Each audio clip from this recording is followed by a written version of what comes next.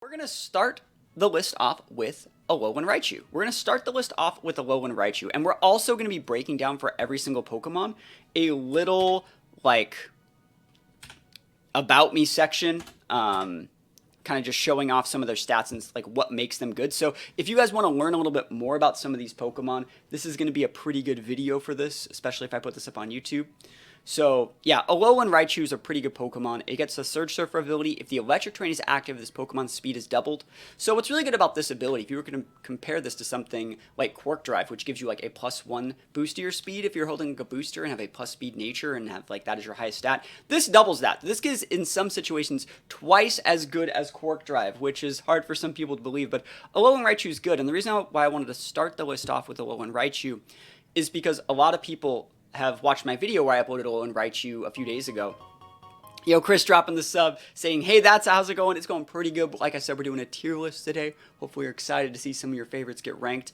But yeah, a lot of people are saying on Showdown, a lot of people called me a hacker, basically. They said, your Alolan Raichu, it cannot have fake out. Showdown said so. It says that that's an event only, whatever, and that's wrong. Again, if you go to Showdown now, it says they can get fake out. And to all those people that said that, I told them basically you just have to mirror pass it. Like, you transfer in an already evolved Alolan Raichu and you mirror herb pass, which is basically leaving an open slot on the Raichu, giving a mirror herb to it, and then having a Pokemon in your party with fake out go into a picnic and it will pass.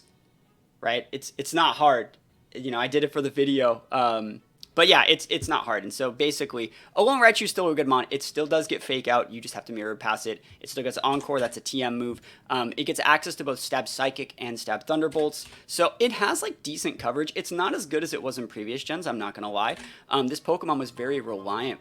Yo, Sean dropping a sub as well. 8 months. Thank you so much, Sean. Thank you. Hopefully you're having a great day. Starting the week off strong. Yo, we're starting the week off strong. We got Chris and Sean in here with the big subs up. Thank you. You can't battle with Raichu on Showdown. See, that's the thing. You can, right? Because it's been fixed, right? If you put in the Raichu here, you can see this fake out doesn't say, like, illegal anymore. Like, if I were to type in, like, Moongeist Beam or Moonblast, it says illegal. It's been fixed. You can fight with it. So, I think that since the format went live, it's been fixed. But either way, Raichu is completely legal. You can battle with it online.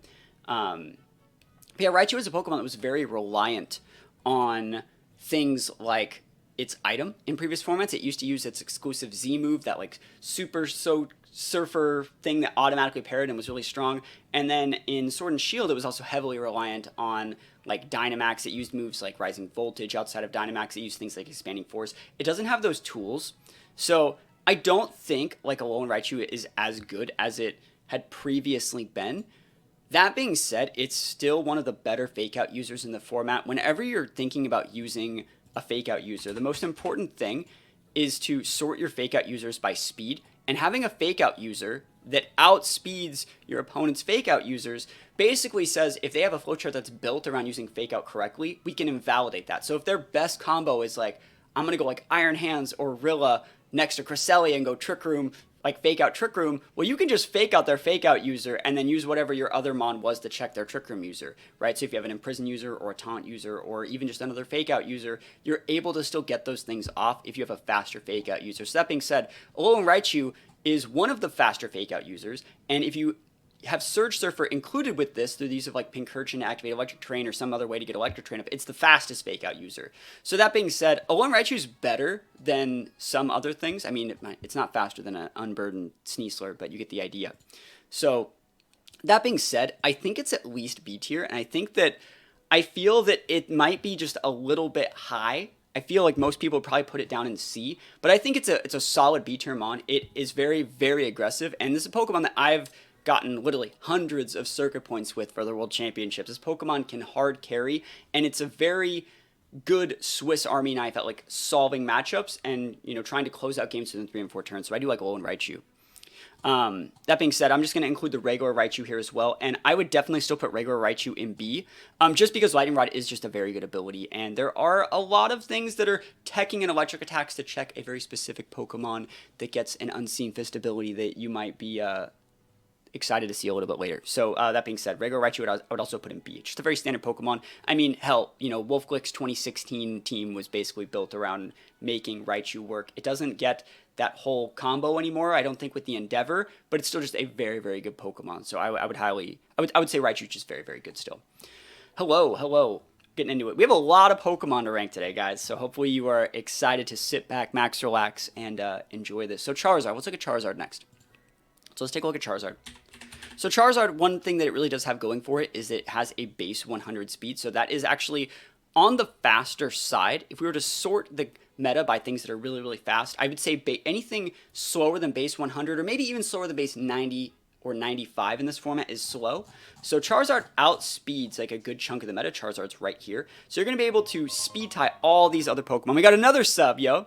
I think people have been sleeping on Hisuian Samurott. Black Glasses, Terra, Dark, Ceaseless Edge, and Sucker do so much damage. I agree, that Pokemon's a lot better than I thought it was. And it's amazing in singles. I think it's like top 5 in singles right now, too. Very, very good Pokemon. And it's performing, all the Hisuian Pokemon are performing better than I initially thought they would. But you know, I'm pleasantly surprised to see it, and that just put us on a hype train. Yo, thank you so much. I appreciate it. I appreciate the sub, and I'm happy to see people appreciating Hisuian Samurott. Curiously, right now, base 80 speed is good in TR. Well, that's with very specific items and stuff like that. Terra Ice Charizard. I've used Terra Ice Charizard in the past. I think it's good at checking Landos and things like that. But like we were talking about, base 100 is a very popular speed tier. There's things like Zapdos, Volcarona, Typhlosion, Tauros Forms, Salamence, Palafins, Chiyus. They're all in that base 100 area, but more notably, Charizard outspeeds things like Urshifu, it outspeeds things like Mimikyu, it outspeeds things like Landorus, which if you go down here, you can see a Landorus. So Charizard outspeeding those is good, Solar Power is good. Charizard just doesn't have the same amount of tools it had in previous games. It doesn't have Mega Evolution, it doesn't have G-Max. So that being said, Charizard's going to take a little hit. You know, in previous formats, Charizard would be up in the A. I would definitely put Charizard in like the C tier. It's viable, right? You can use Charizard, but I think you're more reserved into like awkward like Choice Scarf sets. And at like that point, you'd just be better off in every single situation. If you want a base 100 fire type Pokemon, base 100 speed fire type Pokemon, you should just use a Chiyu, right? And so like anything Charizard can do, Chiyu can like almost technically do better. Even if you had like the Solar Power active in the sun, like Chiyu is still better in the sun with Beads of Ruin in most situations. So I do think that Charizard is okay. It's a decent Pokemon, but it does have major flaws that something like a Chiyu just wouldn't have. So up next, we're going to look at Arcanine. Hisuian Arcanine. And Hisuian Arcanine is a bit of a weird one, right? Hisuian Arcanine is a little bit of a weird one. It still gets Intimidate, it still gets Flash Fire, but it replaces Justify with Rockhead. And I feel there's two main sets. You can build it kind of like just a regular Arcanine with Intimidate. You know, you can use things like Wisp. You can use things like Snarl and stuff like that. I think it's solid. Just a regular solid Mon. Or you can build it with like Rockhead and go for like, you know, Flare Blitz and not take Recoil. You can go for Head Smash and not take Recoil. And some people like to Bandit, you know. Right, so those are the two main sets. The difference between Hisuian Arcanine and regular Arcanine is regular Arcanine has 5 more base speed, and Hisuian Arcanine is just a little bit bulkier. Hisuian Arcanine also comes with a lot of weaknesses. More ground weakness, more water weakness.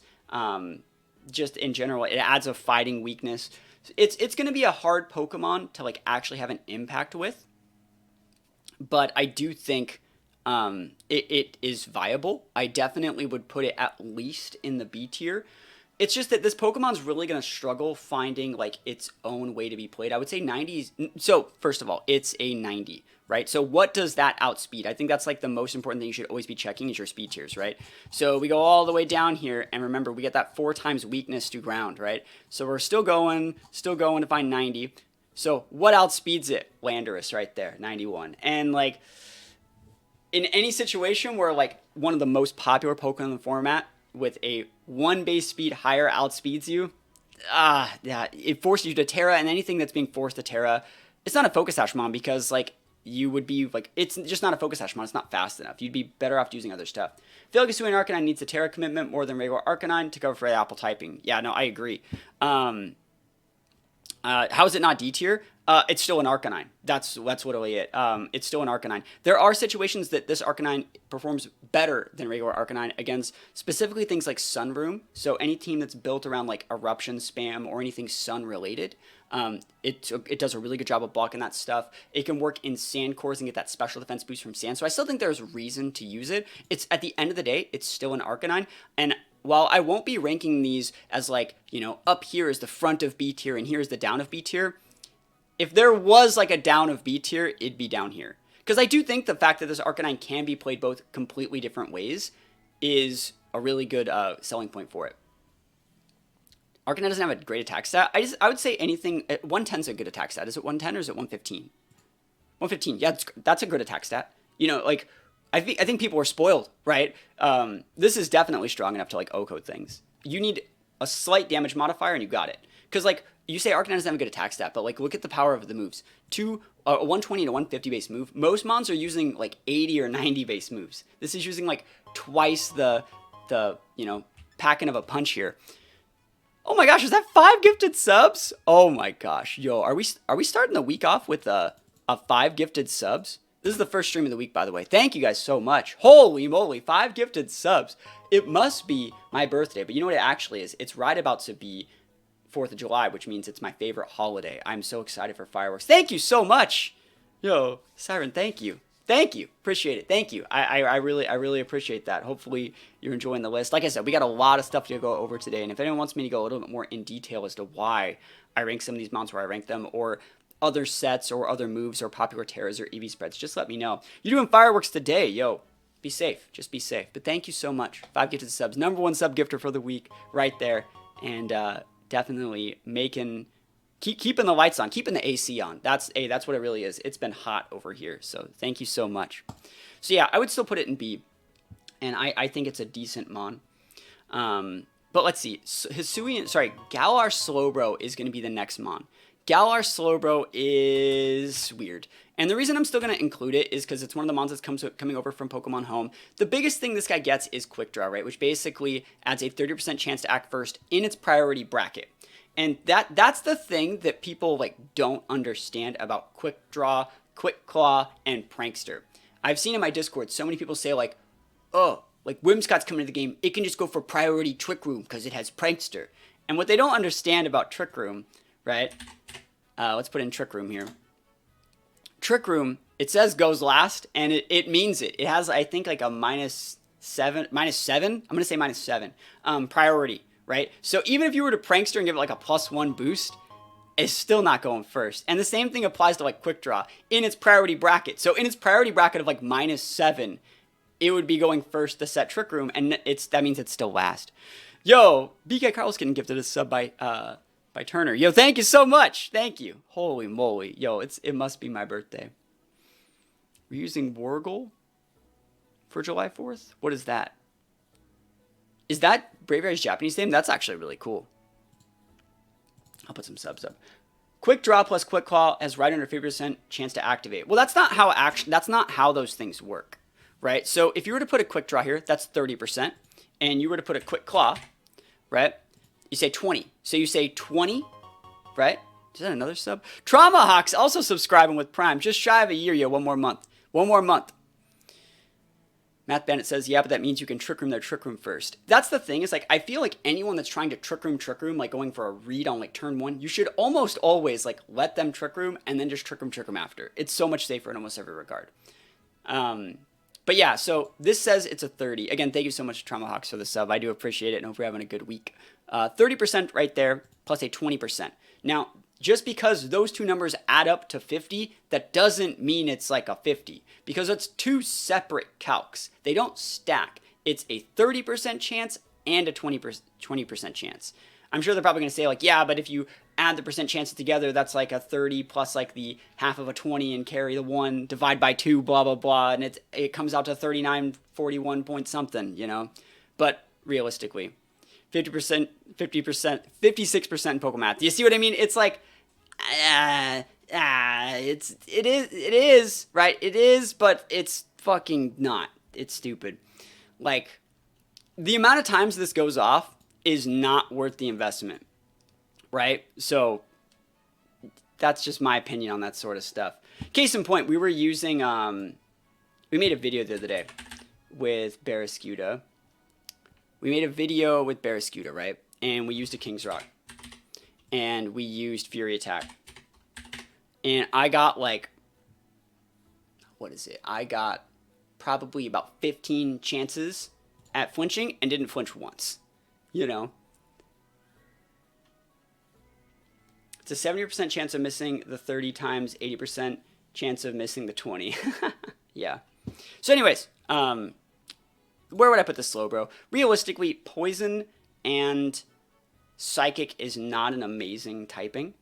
So I think regular Slowbro kills this thing like way better. I'd put it down here. I feel it's okay in singles, but in VGC, it just doesn't really have anything really going for it. So I would put it in the D tier, and that's just my opinion. I think that it could be made to work, but like I don't see why you would run this over like a regular Slowbro, or even over something like a Toxapex, which you also wouldn't run. So that's just my opinion. It's a little bit too gimmicky. Regular Slowbro is amazing. I would agree. Again, thank you to everyone that gifted subs. You guys are amazing. I appreciate everybody, and hopefully you guys like this little list.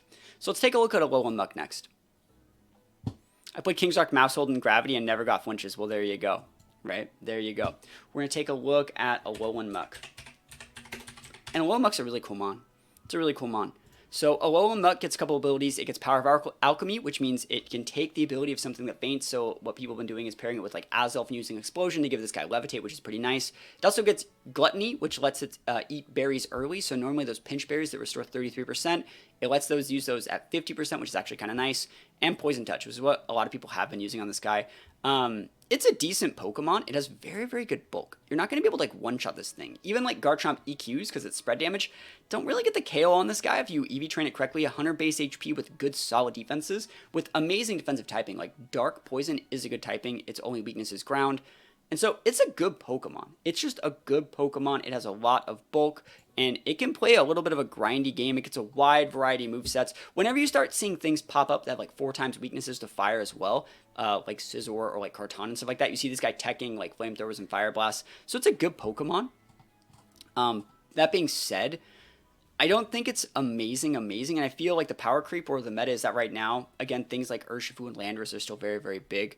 It's going to keep this guy from actually performing at a competitive like level to where it can carry games. Again, the formats where this guy was the best Pokemon, sorry, not the best Pokemon, the formats where this Pokemon performed the best were built around fairy types, Tapus and things like that. Those aren't in the game. There's not like a, and also like Fluttermane, another very popular fairy, takes neutral damage from poison. So you actually don't even KO Flutter. You'd be better off using like Crunches against those things, because it's just a stronger move than something like Poison Jab.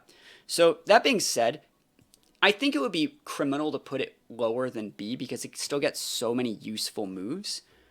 But I don't know. It's probably realistically in the C tier just because it's so combo based.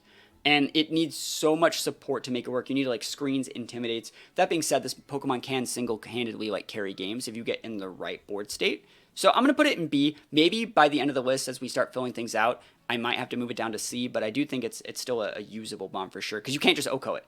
That's the thing. You're just not going to be able to OHKO this thing. So there's something to be said for that. Yo, Mazadas dropping the sub. Tier 1. Welcome to the Caterpie Club. It's been 3 months, yo. Thank you. Thank you. I'll put some subs up for that. What do you guys think of the list so far? Do you guys like that I kind of go over the base stats and talk a little bit about like niche situations where some of these Pokemon can be used? I can definitely go a little bit more in depth. It's just that I don't want to be here for like 10 hours. Is it only Fluttermane and Enamoris that are the main Fairy Mons right now? I think that Fairy's a popular Terra type. That's the thing. A lot of these Dark Mons and Psychic Mons like to go Fairy. And so that's what I would say is, or even some Fire Mons like to go Fairy, right? So you think it stays too long in the field and doesn't do enough? Muk is not like an Indeedee. Muk can completely hold its own, and you can't just ignore the Muk because it's always going to put up statuses and stuff like that. Can we go straight and put Urshifu in S? I mean, maybe. It's possible. Urshifu's not going to be for a while, though, because we have to get a better understanding of the Pokemon in the meta before we talk about what breaks it and talk about why it breaks it and use them as an example. So, Hisuian Electrode. In my last tier list, if you remember, I put Hisuian Electrode actually kind of high. And I actually think this Pokemon is very good. I think I have official circuit points earned with Electrode. I've taken Electrode to official VGC tournaments, made top cut, and beat people with regular Electrode. You know, that's something that you just don't do. you don't do that, right? And imagine if that Electrode could hit other things. Imagine if you could hit Primal Groudon with Electrode. Like, oh my gosh. So, like, Hisuian Electrode is a viable mon. Static's good. Aftermath's good. It gets access to, like, Chloroblast, which is a strong move. 150 base power is strong. I still like the Leaf Storm, personally, just because, like, it lets you stick on the board. It still gets access to, like, Taunt. It gets access to all the electric attacks you could ever need. It gets access to Electric Terrain. It's a pretty good Electric Terrain setter if you want to build, like, a Quark Drive team. I think it's a decent mon. I don't think it's terrible. I feel like a lot of people that make tier lists just throw this guy down in D because they don't really want to use it. But it's at least C tier. And in my honest opinion, I would still put it in B. Just because I don't think you can accurately write off a Pokemon that has this high of a speed stat, right? It is the second fastest Pokemon in the game. If you would like to use Bundle, right, I can say that your Bundle can't be used. And you can say, well, what if my Bundle has a booster energy? Well, what if I put a Choice Scarf on it? Like, I can invalidate something that your team needs to work. A Pokemon that's arguably in, like, the A or S tier, right? And so, like, saying that you can't play the game, or that you have to Terra, or that you have to do something, I don't even have to bring the thing. Just having it in the team preview means its effect has an impact, right? Yeah, being able to swap in on a Spore, I still think this thing's very good. It has Oko here. It has Oko here with Terra, Oko here with Terra. It checks all these things. And so, like, yes, it costs a lot of resources to do that in some situations too. But being able to do that, I think is definitely worthy enough to get people to, like, try this Pokemon. Because I feel like Hyper Aggression isn't really built around special attackers right now. We see a lot of Hyper Aggression built around, like, Shenpao Dragonite and Urshifu, which is completely fine.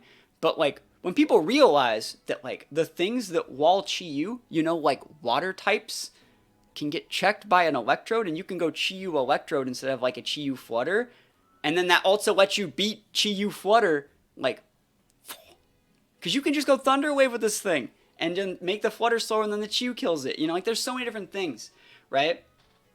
And I'm not going to lie, like, Landorus is still very good, but we're not seeing as much Landorus as I thought we would. If your opponent wants to lead, like, Tornadus, and they lead, like, Tornadus Urshi, and you lead, like, Tailwind Electrode, you win! And so, like, I feel that there's still a lot of this Pokemon can do, and people should be respecting it. Imagine if, like, Regieleki got, like, a Grass typing. That's kind of like what this is. So let's take a look at Articuno. I think we're gonna look at regular Articuno first. And I don't think that regular Articuno is that great. Snow Cloak's not that great. It really isn't.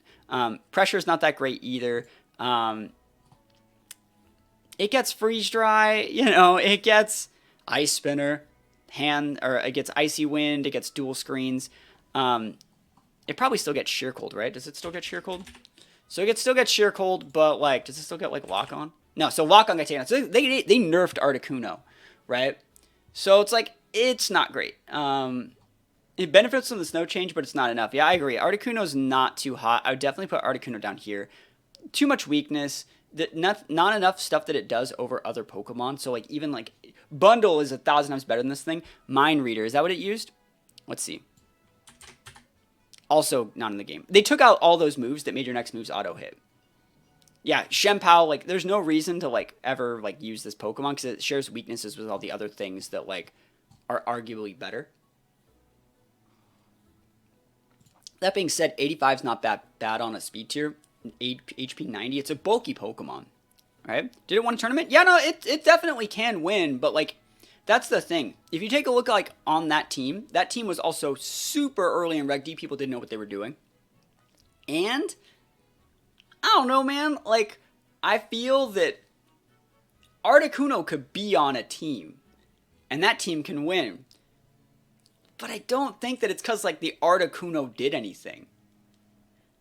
Right? I don't think it's because, like, Articuno's, like, so good. I would still put it really low. I think that maybe I could put it in C, but I feel like that's giving it too much credit. You know, so that's just my opinion, you know. Take a look at Galar Articuno. I also don't have that many good things to say about Galar Articuno. I've made this not an assumption, but I've talked about this before. So obviously this thing gets competitive. So what every single player that thinks they have a big brain, they do this. They're like, I'm going to put an Adrenaline Orb on it, and so when they use their Intimidate, they will activate my competitive, giving me a +2 special attack and my Defiant. Or sorry, and my Adrenaline Orb, and I'll have speed and special attack, and then I will win. And then the problem with that is you don't have any coverage, right? You have like Freezing Glare, right? Which is a psychic move, which means Dark Lamau. You have access to like Ancient Power, which is not great. You have access to like Shadow Ball, which isn't stabbed. You have access to like Hurricane. Obviously, you do get like tech moves like Trick Room and Tailwind and other stuff like that, and those are great. But like realistically, you don't need this Pokemon. And then in any situation, this is why I don't think this Pokemon's good, especially with the Adrenaline Orb. If there's ever a situation where your opponent leads with an Intimidate Mon and you get the competitive boost, right? You're probably already gonna win, right? You've already done the work to get the boost. All you gotta do is like preserve it. You have to use like a Follow user, Fake Out user, stuff like that, and make that work. But you've already technically started the game off with like a huge advantage.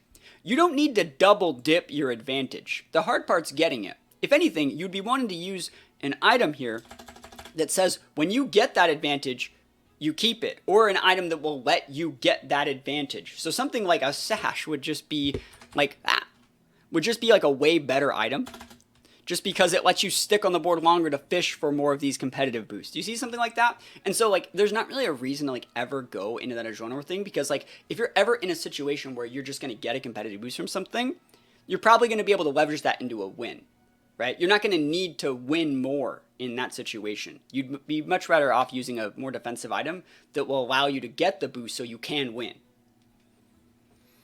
YouTube, what is it? Twitch is playing ads that are making you miss some things. Yo, Twitch sucks, right? Well, Twitch sucks. I might make it on YouTube. I don't know. But yeah, I do think Articuno is not great. But that being said, it's not like D tier terrible. It's at least like a C tier. It fits on some gimmick teams. It's a decent Trick Room setter. It's one of the only mons that can Trick Room Tailwind. Intimidate has also died. Yeah, there's not that much Intimidate in the format. And that's the thing is like even if you get like let's take a look at like what gets Intimidate and what is used. Right? So, what gets Intimidate? Let's sort it by speed. So, you don't see Tauros. Salamence is pretty meh. Arcanine can use Intimidate, I guess. But Landorus, I'd say Landorus and Arcanine Hisuian are two of the more popular Intimidate users. And they both carry moves, rock moves, that just kill your Articuno. So it's like, even if you get the competitive rock, I had a video where I did this the other day. I led with an Intimidate user, knowing full well my opponent would lead with Galarian Articuno. I gave the competitive proc, ignored that Pokemon for like 5 turns, and still won the game. Right? Because like, it doesn't do anything with the competitive procs. If I have the right teammates with like the right defensive items or right sashes, like I don't really have to care about it. So that's just my opinion on Galarian Articuno. It's bait. It's one of those things that people think is always really cool. And it looks cool, but it's just not that good. Stantler's cool. Yeah, it's Stantler, but you don't really see it that often. Let's take a look at Zapdos. I think Zapdos has a lot of good things going for it. So Zapdos, it gets Pressure and Static. They're both solid abilities. I would say Pressure is better here versus on something like Articuno, just because like you can stick around a little bit more with the Zapdos if you want, but Static is what most people use. Zapdos gets Discharge, Thunderbolt, Heat Wave, Hurricane, Light Screen, Roosts, Tailwind. It gets the full Monty here. This thing is a really, really solid Pokemon. And you can splash Zapdos on like a lot of different teams. Zapdos was one of those mons that's like a good... It's pretty much like the Corviknight equivalent of this format. Like if you're not using like a Prankster Tailwind setter and you want to play Tailwind, you can just kind of put Zapdos on your team and be like, hey, you're going to get Tailwind. How about I KO your Thundurus with my Zapdos on the turn that you Tailwind? The next turn, I just set Tailwind because my Zapdos is bulky enough to live any all-in from your opponent. So Zapdos is usable for sure. I think Zapdos is a great Pokemon, and it's a very, very solid Pokemon. I would highly recommend looking up like combos built around teams called Zapcats, which use things like Incineroar, Landorus, Zapdos cores back in like 2018. Yes, there's no Incineroar right now, but you can definitely still use other mons instead. It's basically built around like Landorus, Zapdos, and the synergy that comes along with like stacking Intimidates with trying to have Zapdos be like your team's main form of speed control.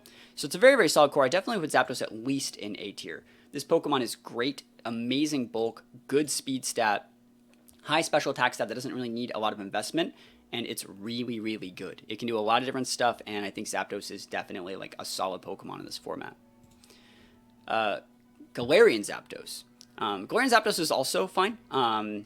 If we were to take a look at all of the Defiant Pokemon, right? If we were to take a look at all of the Defiant Pokemon and sort them by speed, you don't really use the Genies with Defiant. You really don't, especially because they just don't really pack like a huge punch once you get it off. And so that means this is technically the fastest like competitive Defiant user now, which is great. I think that's like a new goal for it, because like the issue with the Nighthawk as a Defiant user is if you're going to use like a Scarf Ape, that was not great because you would still get outsped by other Scarf Mons, but at least with this guy you might be able to outspeed something. So that being said, Zapdos Galar is usable, definitely usable. I made a team with it the other day. It did lose coaching, but I do think that it's like still a solid mon. It gets a lot of cool moves, and it does get, awkwardly enough, Tailwind. I made a team where I paired this with Ursaluna recently, where I could go for like Earthquakes, get my Tailwind up if you wanted to intimidate the Ursaluna, which is how you beat Ursaluna. We have the Defiant here, so it's a solid mon. Acrobatics hits hard. I like sashing this thing. You can Life Orb it, you can Scarf it, you can do a bunch of different stuff. Should we put it in A tier? That's the thing. I don't think it's A tier worthy. It's definitely like, you know, I said we're not really ranking within the orders here, but if there was like a top of B tier, this is definitely where I would put it. I think it's a good mon. I think the meta needs to change a lot for this thing to bump up to A, because like, again, like we said, there's not that much Intimidate right now. And even if there was, it's not like you win the game when you get it. Is Galarian Zap better than the current Flying Fighting Mons? You're talking like Hawlucha? I would say that Galarian Zap's better than those, yeah. It's definitely worse than regular Zapdos. Now, I would agree, it's definitely worse, but it fits like a really good niche, and it can totally be usable. Like, Galarian Zapdos is amazing, but another thing that we're going to come to is, like, if you were to take a look at usage stats or something, you're going to see that, like, what's going to happen is this thing's most common item is a Sash, right? So, like, there are so many other Mons that you could, like, so, is this thing with a Sash better than, like, a Sash Regieleki? Is this thing with a Sash better than like a Sash Xianpao? It's not, right? So that's the thing, is like, if you want to use Zapdos, you got to think about what you're taking away from your team, because you can't use multiple of the same item, and like other Pokemon that would much better use that item to get an advantage and have like a good, you know, board state. So that's why I think like B tier is solid, but it's like, we already just explained why you can't really pair it with Xianpao, which is something you would really want to pair it with, and you know, unless you want to make one of them not as optimal as they could be. So, that being said, it's still good though. Regular Moltres. Moltres is weird. I think that like regular Moltres is not great. It gets Flame Body, which is probably what you would use in this format. And then like it gets like Roost Strats, it gets Tailwinds, it gets Helping Hand, Heat Wave. It's bulkier than you would think, right? It's bulkier than you would think, but it's also slower than you would think. It's 90, has a 125 base special attack. It's okay, right? But, like, let's compare two Pokemon. Let's compare Moltres and, like, Volcarona, right? I feel like they're very similar to compare, right? So, like, Moltres has 90 base HP, which is higher than Volk. It has 90 base defense, which is higher than Volk, right? It has a little bit less special attack than Volk. It has a little bit less Spadef than Volk. But that 10 base speed that Volk has really sets Volk in like its own, like it sets it up just like one stage. And then I would say Fire Flying is a worse typing than like Firebug. I think Firebug is good, but that's just my opinion. And then the one thing that Volk gets is it gets Rage Powder, right? They both get Tailwind, but Volk has that like Rage Powder. It has a little bit more tech moves like Struggle Bug. It gets like those Giga Drains. It gets things like Quiver Dance. And so I would say that Moltres is basically invalidated by Volk. And the reason why I'm comparing them both, because they both get like Flame Body. They both have like the same type of playstyle. Yes, Moltres gets like the Roost, right?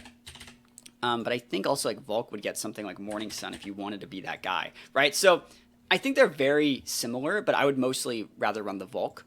And so that being said, I would put Moltres kind of just in C tier. It's better than the D tier, but not by much. It might just go down in D. I'll put it in D. Like I'm not a big fan of it. I'm really not, especially with like all the Urshis and Lanos running and Alekis. Like I can't put it in C. It's in D tier.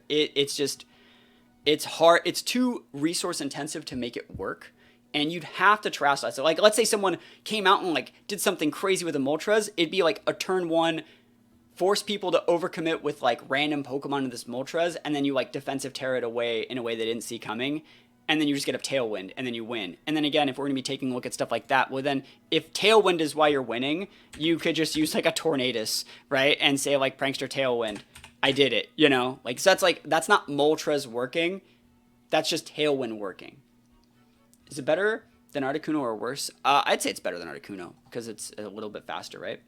Or are they the same? It doesn't really matter, but I'd say it's better than Articuno. Galarian Moltres, though. Let's take a look at this Pokemon.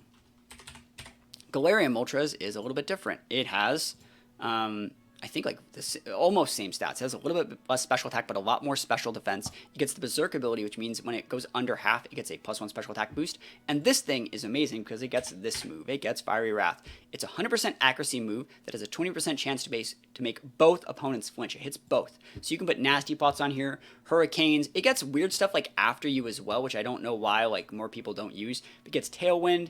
It gets so many good things. I would realistically still put this thing in S tier. I feel like this might be a stretch. I really feel like this might be a stretch. This is the Pokemon that will... I guarantee you at least one person is going to top 4 worlds with a team that's built around this Pokemon. Galarian Moltres is too strong. I have a theory as well. Not theory. Like, I have concrete evidence that Galarian Moltres is cracked. And, like, if you go back to Sword and Shield, and you take a look at all those Players' Cups, and you take a look at, like, every single time Wolf Glick had to, like, have a team to do well in, like, a Players' Cup or a different online tournament or, like, an invitational or, like, a regional or something like that, bro, the Galarian Moltres always came back. This Pokemon is very, very good. It's strong. It's fast. It gets an AoE move that can flinch. It can't be affected by Prankster. I think this Pokemon's very, very good. It's just that, like, it does take a little bit of babysitting, but it's such a reward for it. But it's not, like, broken, right? It's not broken. It's just a very, very good Pokemon. So, yeah, I would say I'm going to put this in S, and it might be a stretch, but when you start to see, like, the rest of the Pokemon in S, you're going to be like, Moltres has, like, a good matchup or better against most of those. So I think it's viable. Aren't a physical fairy mons? Check it. Yeah, you have to rely on like rock moves and other moves that like can be intimidated or screened. The most impressive thing about Wolf Galarian Moltres' team was that every time he managed to reset for one that had 0 attack IVs was shiny and had a mark. I mean, people are pretty good at resetting stuff, I guess. You would say you'd put Moltres in A? I don't think so. I think, like, realistically, Moltres, I definitely would say, is, like, an S-tier Pokemon. Like, if we take a look at... There's not going to be that many, right? They're all going to be legendaries, I would say. And they all do something to a level to where if this slight thing is done right, the opponent doesn't even get to play the game, right? They invalidate a specific, like, level of player, right? You could be the best fucking Charizard player, but at the end of the day, all someone has to do is have, like, just a little bit faster Pokemon. Or, like, put up a light screen and you lose. But, like, the Pokemon we're going to put in S, say, like, bro, you got to be this tall to ride. And it's just really, really good. Yeah, Galarian Moltres, like, is such a good mon, too, with, like, so many different ways to get the Berserk procs. And, like, you could Pollen Puff. Like, Moltres Amoonguss is, like, cracked. Like, it's really good. And I think, like, Terra just does help it even more. All right. Typhlosion. Base Typhlosion. We're going to include base Typhlosion. There are 2 different Typhlosions, right? There is the regular Typhlosion and the Hisuian Typhlosion. If we can just type. Right? And they have a little bit different stats. Right? So regular Typhlosion has a base 100 speed, which is great. 109 base special attack, which is good. And Hisuian Typhlosion has a little bit less speed, which is not great, but it's still higher than Landorus, so it's fine. And 119, so it has a little bit more special attack. And the difference is this one runs Flash Fire, which is great, one of the best abilities in the game, especially in this format. And Hisuian Typhlosion gets Blaze, but also gets Frisk. And so this really comes down to, like, where do you play your games? Do you play your games on the ladder? Do you play your games on Showdown? Do you play your games in online tournaments with an open team sheet? Are you playing at the World Championships, where the rule set says that you will use an open team sheet? Frisk is terrible in open team sheet, but in non-open team sheet, it's one of, like, the best abilities in the game, period, no questions asked. So that being said, where would you rank each of these? If you're playing without open team sheet, Hisuian Typhlosion is great. But then also, like, they both also, these are just eruption bots, right? So these both just come out and eruption and just do big damage. They're usually like Choice Scarfed, right? They're basically just like a fast Torkoal, and they come out and just do their thing. They pop a Fire Terra, and they go to town. So it'd be better to be faster. So base 100 Mon's a little bit better. That being said, I would say, realistically, I know this is going to like make you guys really, really sad. I know it's going to make you guys really sad. These are C-tier Mons. They're C-tier Mons. I love them. I've used so much Typhlosion already. They're so combo-based, and they're so team-reliant. And the fact that, like, Frisk just doesn't work in Open Team Sheet, and the only reason why I'm going to weigh that so heavily is because literally the only tournament for Regulation D is the World Championships, which require Open Team Sheet. So, recruiting for immunity against Fake Out's fine, but you could just go Ghost Terra on your Typhlosion, or, like, have, like, a Mon, like, a Queenly Majesty or a Farigiraf or something. See Typhlosion Wide Guard, yeah, see, it's like, it's such an investment to say, like, I need this to work, and you have to pray your opponents of, like, a certain level of, like, they don't have Wide Guard, they don't have this, they don't have that. You can steal games with Typhlosion. You can get to Master Ball with Typhlosion teams, obviously, but you're not going to be able to break anyone that's, like, ever gotten, like, circuit points from, like, a regional. You're not going to be able to ever beat, like, day 2 players with Typhlosion teams, in my opinion. Right, I feel, and if you were, you wouldn't win the best of 3, which is also the format that the World Championships is in. So I feel like Typhlosion, cool best of 1 Mon, fun Mon, but it just doesn't really, like, it hurts me to put them this low, but, like, C isn't even bad, it's just kind of okay, you know? Our Open Team Sheets include items. Yes, include items, include your Terra. The only thing they don't show is your EVs and your nature. So yeah, they see everything, right? So Frisk just becomes garbage. We're including regular Quagsire on here, and I'm not going to lie, I didn't even realize that, like, regular Quag got included, right, in the home update. Because, like, we have the Clodsire. So regular Quag is weird. So we got Quagsire. We're going to compare it with Clodsire just to show. So if you take a look at Quagsire, which a lot of people have used in this format, it gets Unaware and Wild Absorb, which are great abilities for checking things like Dozo. And then it gets a really slow base speed. That's a great stat line. It's a good wall. It gets things like Yawn. It gets things like Haze. You're starting to see that these are both very dated mechanics that are built around like checking Dozo. Quagsire gets like the same stuff. It's a little bit faster, which is not good because you would rather be slower for Trick Room. And it's like, I don't know. I don't like its stat lines as much. It has a lot less base HP, but it has like a lot more defense and it has a lot less Spadef. So it's a weird Mon. Water Absorb's fine, like Unaware's fine. I would definitely say it's outclassed by Gastro, but I would also at the same time say that they're different Pokemon because this is definitely like an Unaware guy. And something like this is definitely okay at stopping some specific Pokemon in the meta, especially with like Terra.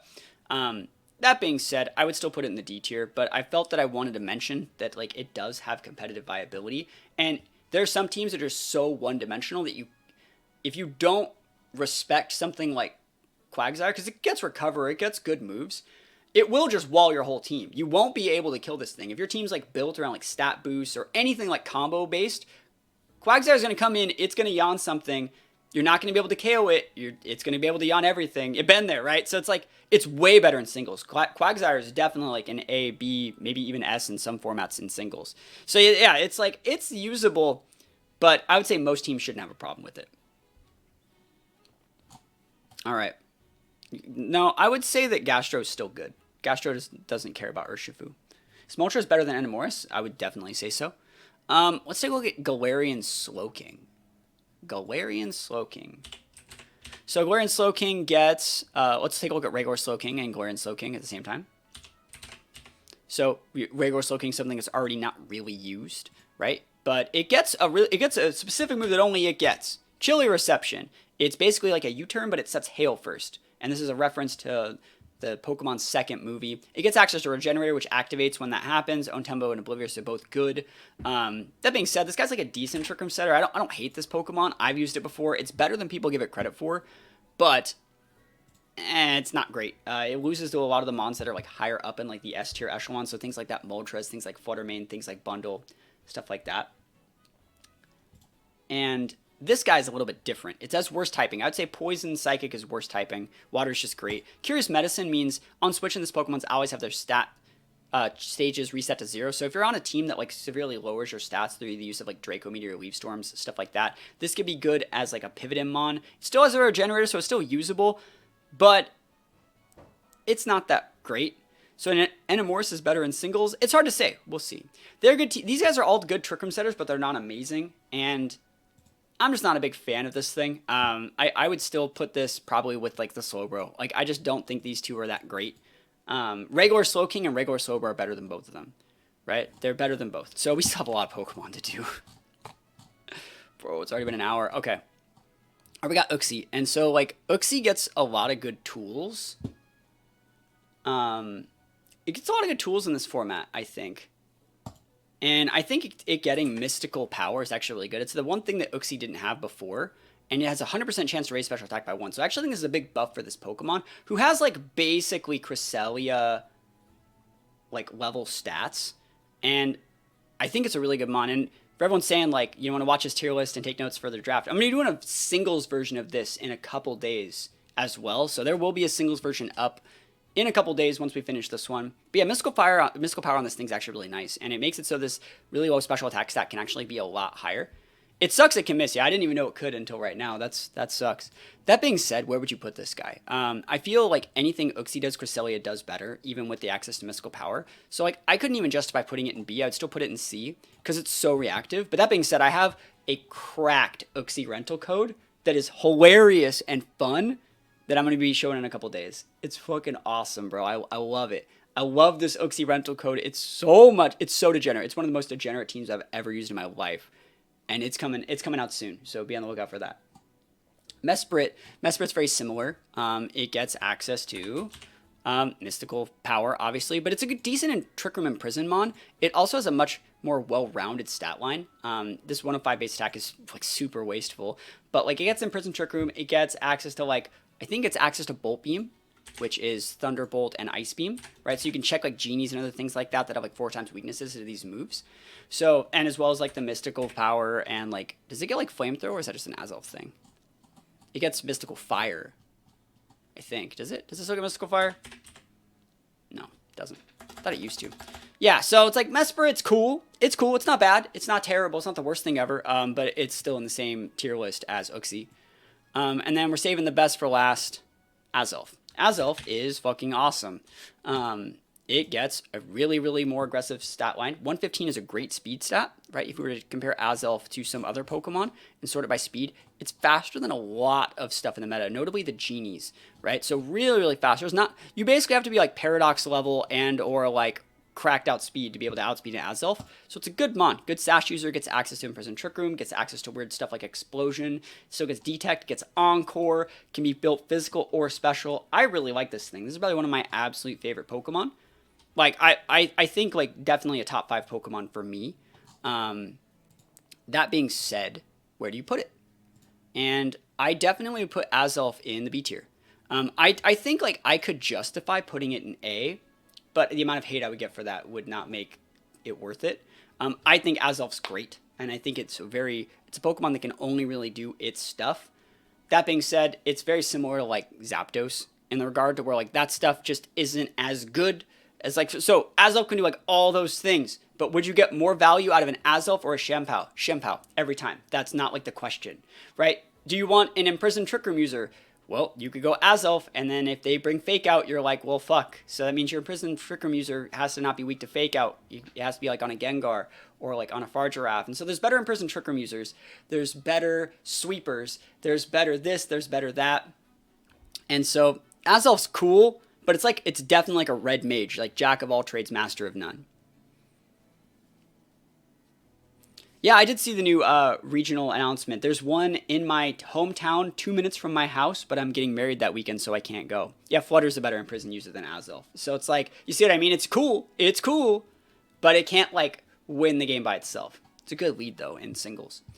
Heatran is fucking busted. Like, I've been saying this for years. Heatran is the best Pokemon that is not an Uber.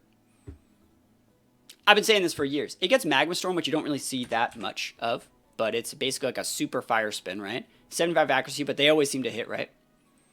The wedding's October 13th. Friday the 13th. But it also gets access to, like, you know, Earth Power, Flash Cannon. People like to run... I've been running Taunt on it a lot and having some really good results with it. And then people like to run it with, like, Lefties, Citrus. And they've just been going, like, Grass Terror to cover up for that big weakness. What are the things that check Heatran? Like, water and ground attacks?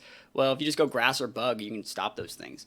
So Heatran's really good. And like I've said it for years, Heatran creates, like, an immovable object that, like, invalidates a lot of different playstyles. So if your opponent's going to be building a team around something like Torkoal or, like, into the Armarouge, or like or any sort of Sun team, Heatran just says, like, bro, you gotta be this tall to ride, and you ain't there yet. If I have a Heatran, you're gonna have to bring your Landorus, which means, do I have to bring my Heatran knowing you're bringing your Landorus? No, I can just bring my thing that beats your Landorus, and then, like, you lose the game because you over-respected the Heatran. And that's totally, like, a game plan. The Heatran's, like, really, really good, and it has such good natural bulk on defense and special defense. It's super cracked, great base HP. His Pokemon does it all. You can just splash a Heatran on your team, and your opponent's just like, oh, I have to deal with that at some point, you know? And they can't ignore it forever because it has a 130 base special attack, so it's not like regular walls where you can kind of just ignore them and say, like, well, it's a Cresselia, it doesn't do that much damage. Heatran, like, 1 to 2 shots everything. So, that being said, thank you for the follow. Thank you for the follow. I'm putting Heatran in S. And I think a lot of people that have been playing the format, for this whole month, would definitely move Heatran here, or maybe even down here, because it does take a lot of resources. It does force you to Terra to really use it correctly. That being said, I believe that this Pokemon is just cracked as fuck, and it invalidates so many Pokemon by just existing on a team preview. It's busted. Nice tier list. Thank you. Yeah, we're doing our best.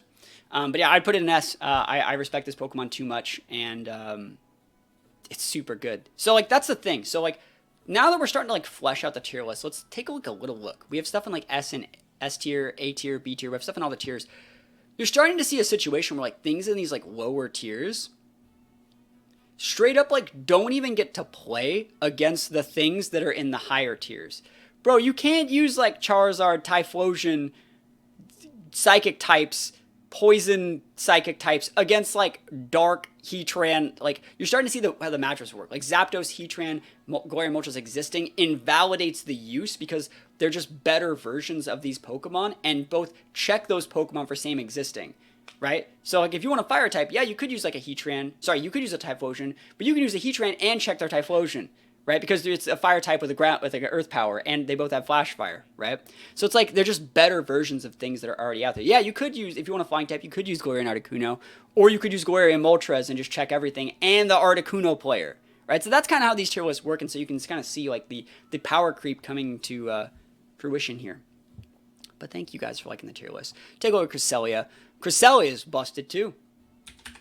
Cresselia gets a couple moves. This is obviously the best Trick Room setter in the format, but it gets a little move called Lunar Blessing. It heals itself and its allies for a 4th, so it's basically like Life Dew, but it also cures status. So you can lean really, really hard with Pokemon that are susceptible to burns, things like Glastrier, things like Rillaboom, things like Urshifu, or you can, like, let your teammates get paralyzed, let your teammates get frozen, anything like that.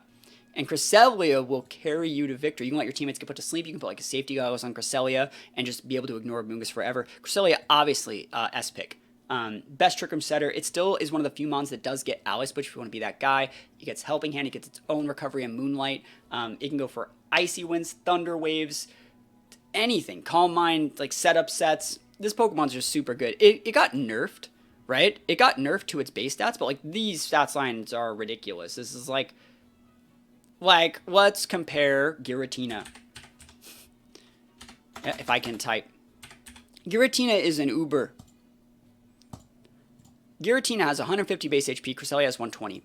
Giratina has 120 base HP. Sorry, defense. Cresselia has 110. Giratina has 120. Cresselia has 120. Cresselia got nerfed and is still better than Giratina. Right? And he gets, like, that Lunar Blessing, a move only it gets. Right? So it's like, Cresselia is, like, really, really, really good. And so, obviously, S tier in my opinion. Alright, so let's take a look at Hisuian Samurott and regular Samurott. Let's compare both of them since we're here. They both are coming back. Samurott and Hisuian Samurott. All right, so let's take a look at their base stats here. 70 base speed. You always want to look at the speed first on these guys. 85, so big buff to that speed stat. Buff to the attack stat as well. It's a little bit more frail, but this guy's commonly built with things like Sash or other like aggressive items like a Life Orb or something, so you don't really care. You're a little bit faster and you're a little bit stronger. The ability this guy gets is Sharpness, right? Versus like this guy gets Torrent and Shell Armor. They're not that great. So this guy's ass, and this guy's actually usable. It gets a move called Ceaseless Edge. And it sets a lot of spikes, which means you can set it up to 3 times. It can miss. It's not that strong, but again, it's boosted by that sharpness. And there's a lot of other moves that these guys get that are boosted by sharpness. So you got Ceaseless Edge. You got things like Razor Shell. You got things like Sacred Sword. It also gets like Sucker Punch. It's definitely a usable mon. I would say Hisuian Samurott is down. Sorry, regular Samurott's down here. And I would definitely put Hisuian Samurott in the B tier. You're starting to see like a situation where like these, I would say Hisuian Samurott is one of the better newer mons. It might be C, but I think that like dark typing is good because it's unaffected by Prankster. So like I think that there's still a lot of value in that, and I think that the fact that it gets like Encore and other unique support moves and a bunch of priority moves means it's a great partner for pairing with things like Shenpao Dragonite, which don't need its items. Yes, it's good Sash, but like you can Life Orb the Hisuian Samurott and still pair it with like a Sash Shenpao and like a Banded Dragonite and still have a lot of value, and that's good defensive synergy there. What's good against Shenpao? Fire attacks, pivot in the Hisuian Samurott.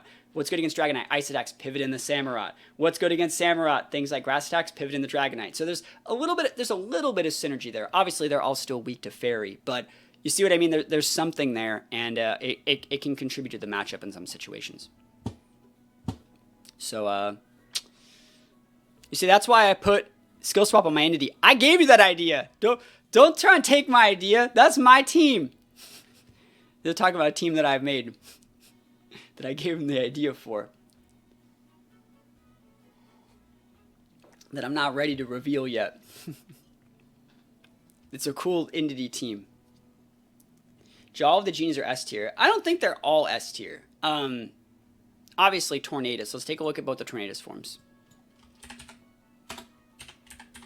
Take a look at the Tornadus forms, because there's 2 of them.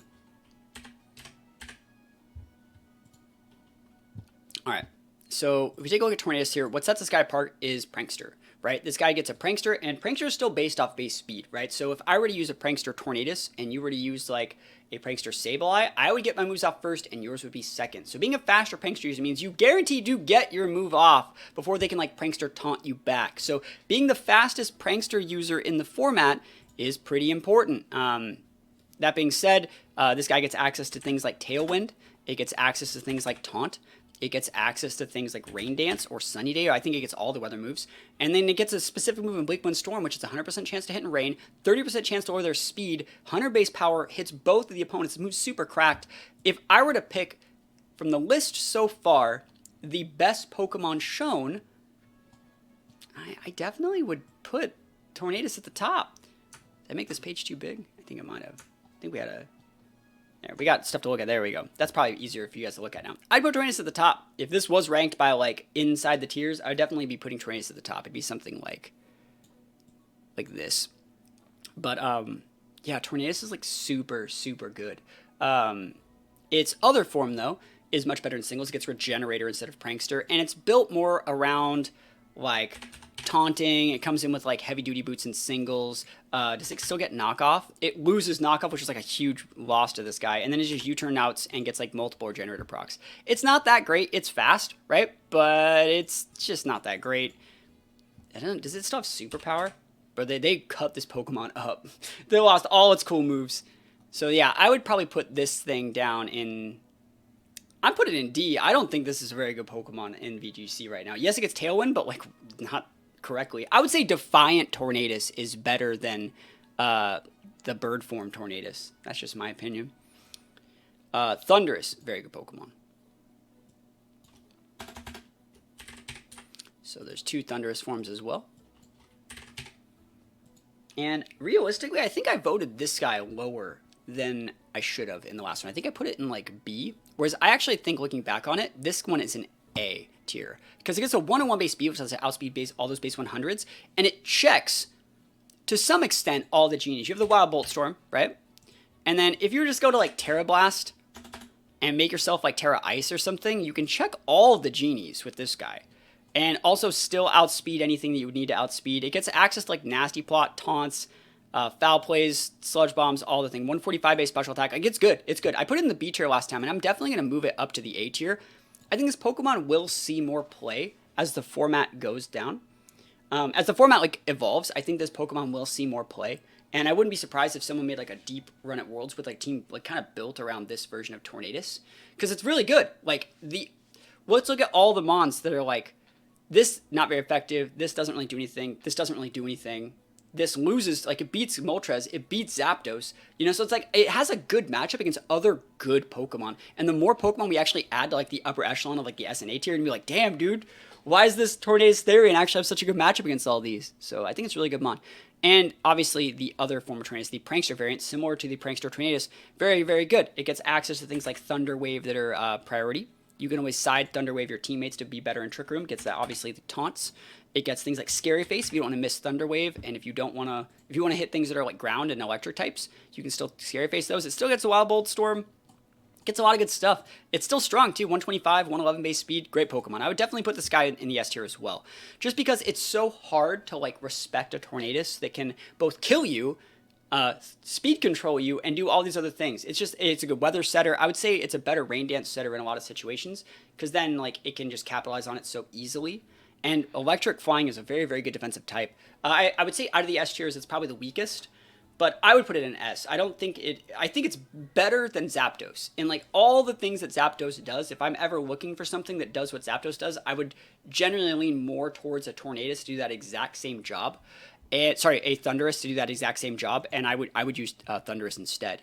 So, yeah, giving the Genie's Prankster. Well, the thing is, they just keep giving. They changed how They changed how the speed stats work. It used to be speed was calculated at the beginning of your turn, back when these Genies were created.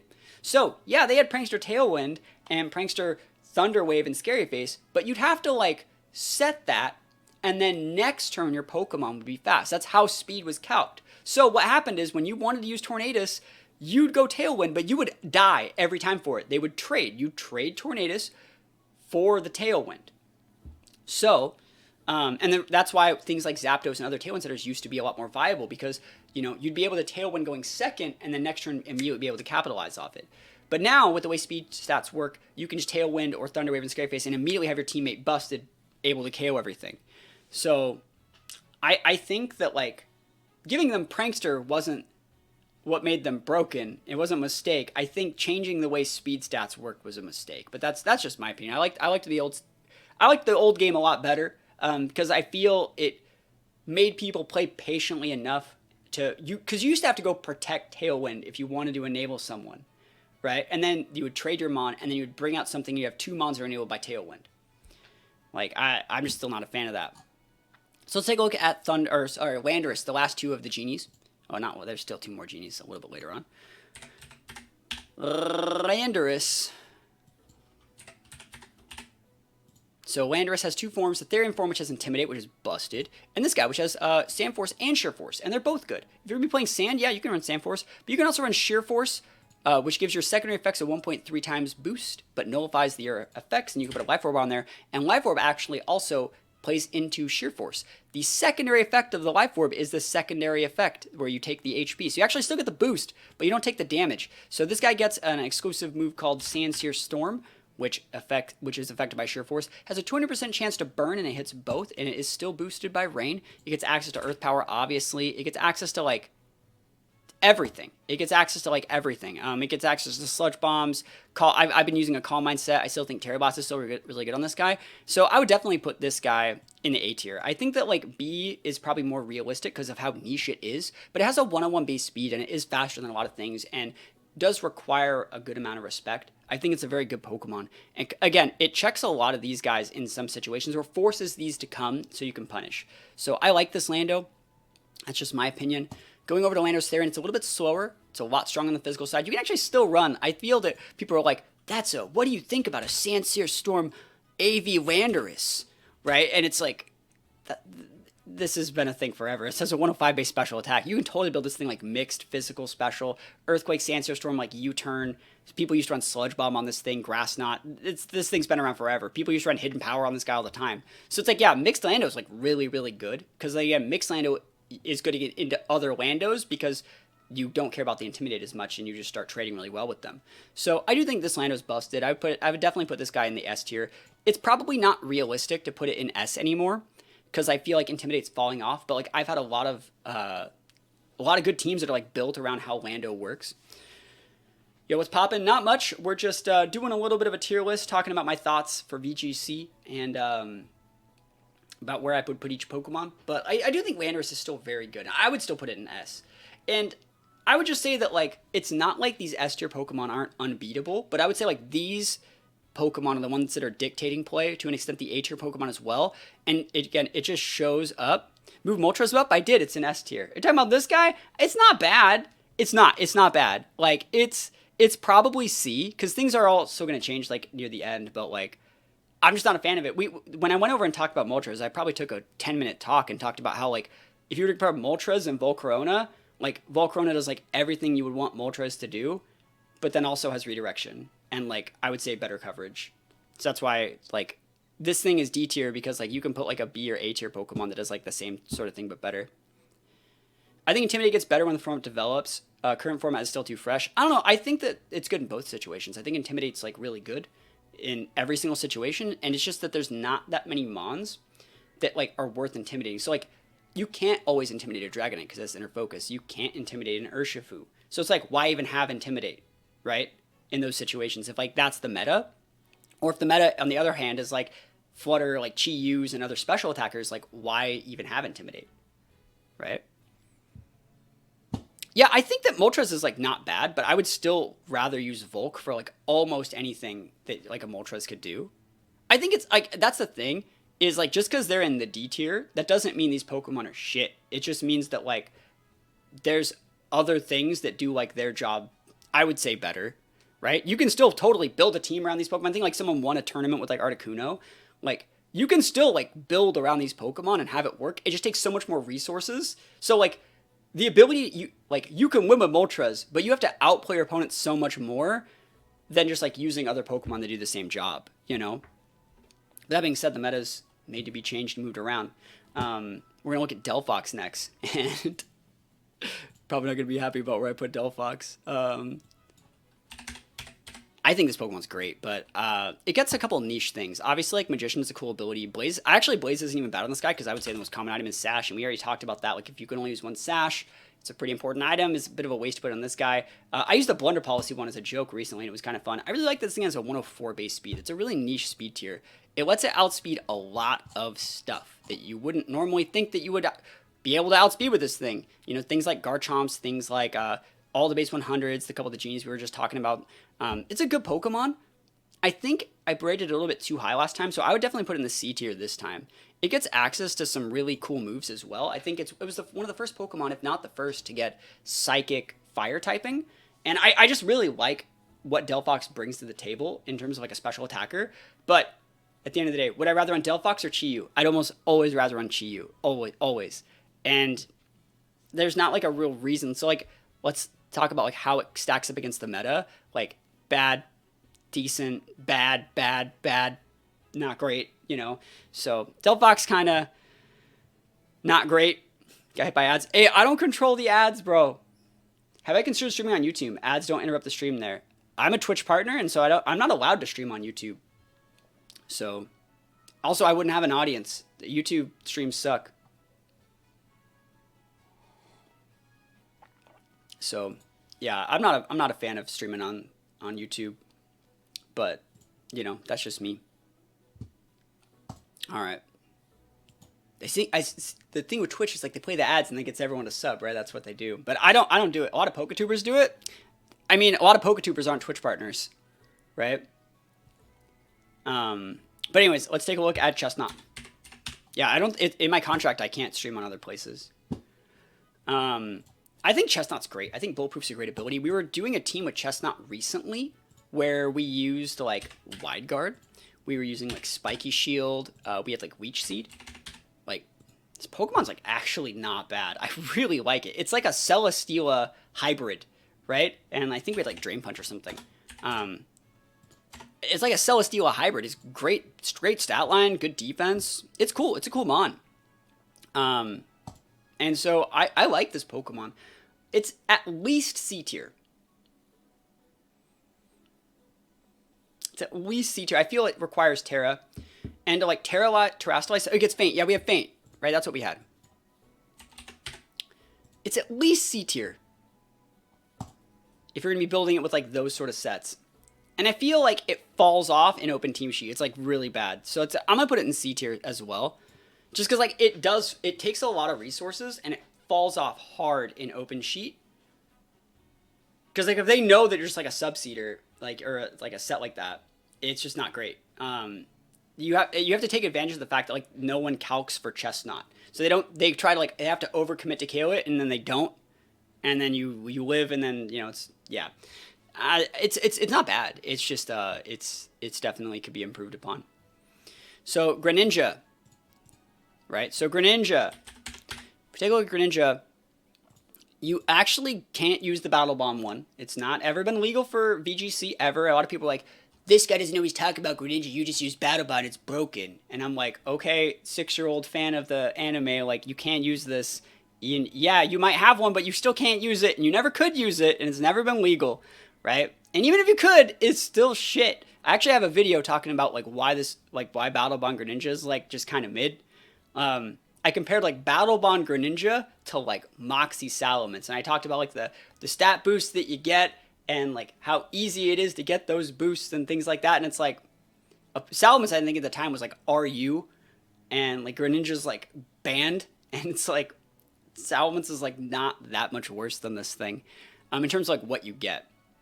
That being said, Protein's the ability to use on this guy. I think on like Pledge teams, you definitely would want to use a Greninja. I think it's decent on Pledge. It gets a good base speed. 122 is great. It's weak. It's really weak. And with the nerf to Protein, this Pokemon just kind of not great. I've never been a fan of Greninja. I will also say that it lost Map Block, which was the move that like it used to have that would made it like almost usable in like some situations. So, that being said, this Pokemon's, like, very not great. It's funny, you have, like, Protein, right? But it's so weird. You kind of would just still use, like, Dark Pulse and, like, maybe a Water Attack. Sometimes you tech, like, Ice Beam. But it's not great. Map Block was the reason why this thing was good. And Greninja was one of those mons that was almost always, if it ever was used, it was, like, best of one, like, gimmick stuff. And so, like, Open Team Sheet, it's just, like, not usable at all. So, I would just put it in the C tier. It's better than D, though. Like, it's a decent Sashmon. Good special coverage. Gets weird moves too. So it can go there. Carbink. I'm including Carbink here because it did come back. Carbink does like one thing. Carbink uses, what is that move? The swap move. If I can type, uses, is it guard swap? Is it guard swap? Is the Blissey the one that uses the guard swap? It might be. Or it's a Chansey, right?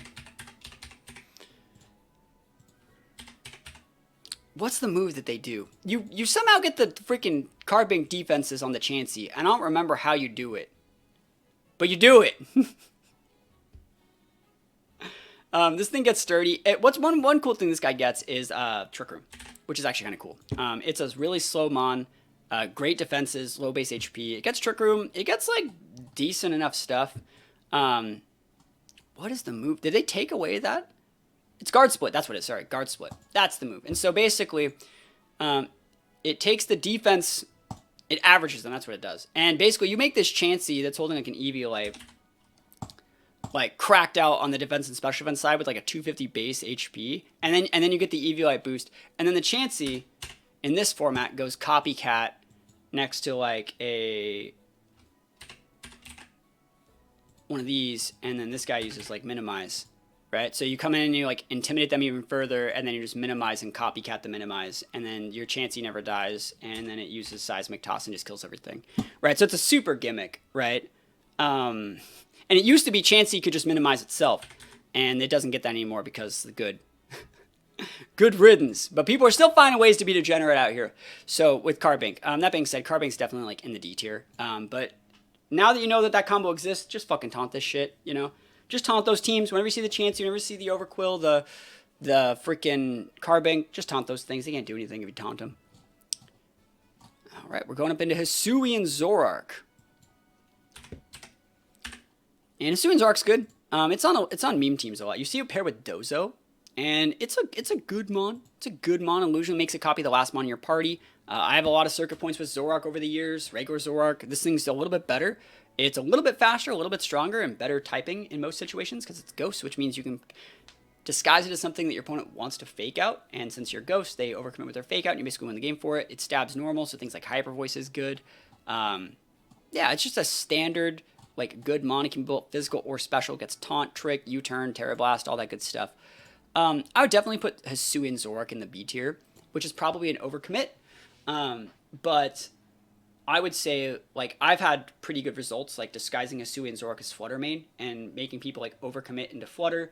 And, again, if you're Scarfed or something like that, or it doesn't really matter what your item is, you can go for Shadow Balls and, like, yo, that's Flutter, I'm going to hit that. And then they come in and they just, like, they go for the Shadow Ball back and you're a normal type, you know? And so I would say, like, just for stuff like that, those little mind games where your opponent has to, like, overcommit when their back's to the wall, I think, like, Zoroark's a really good Pokemon for that.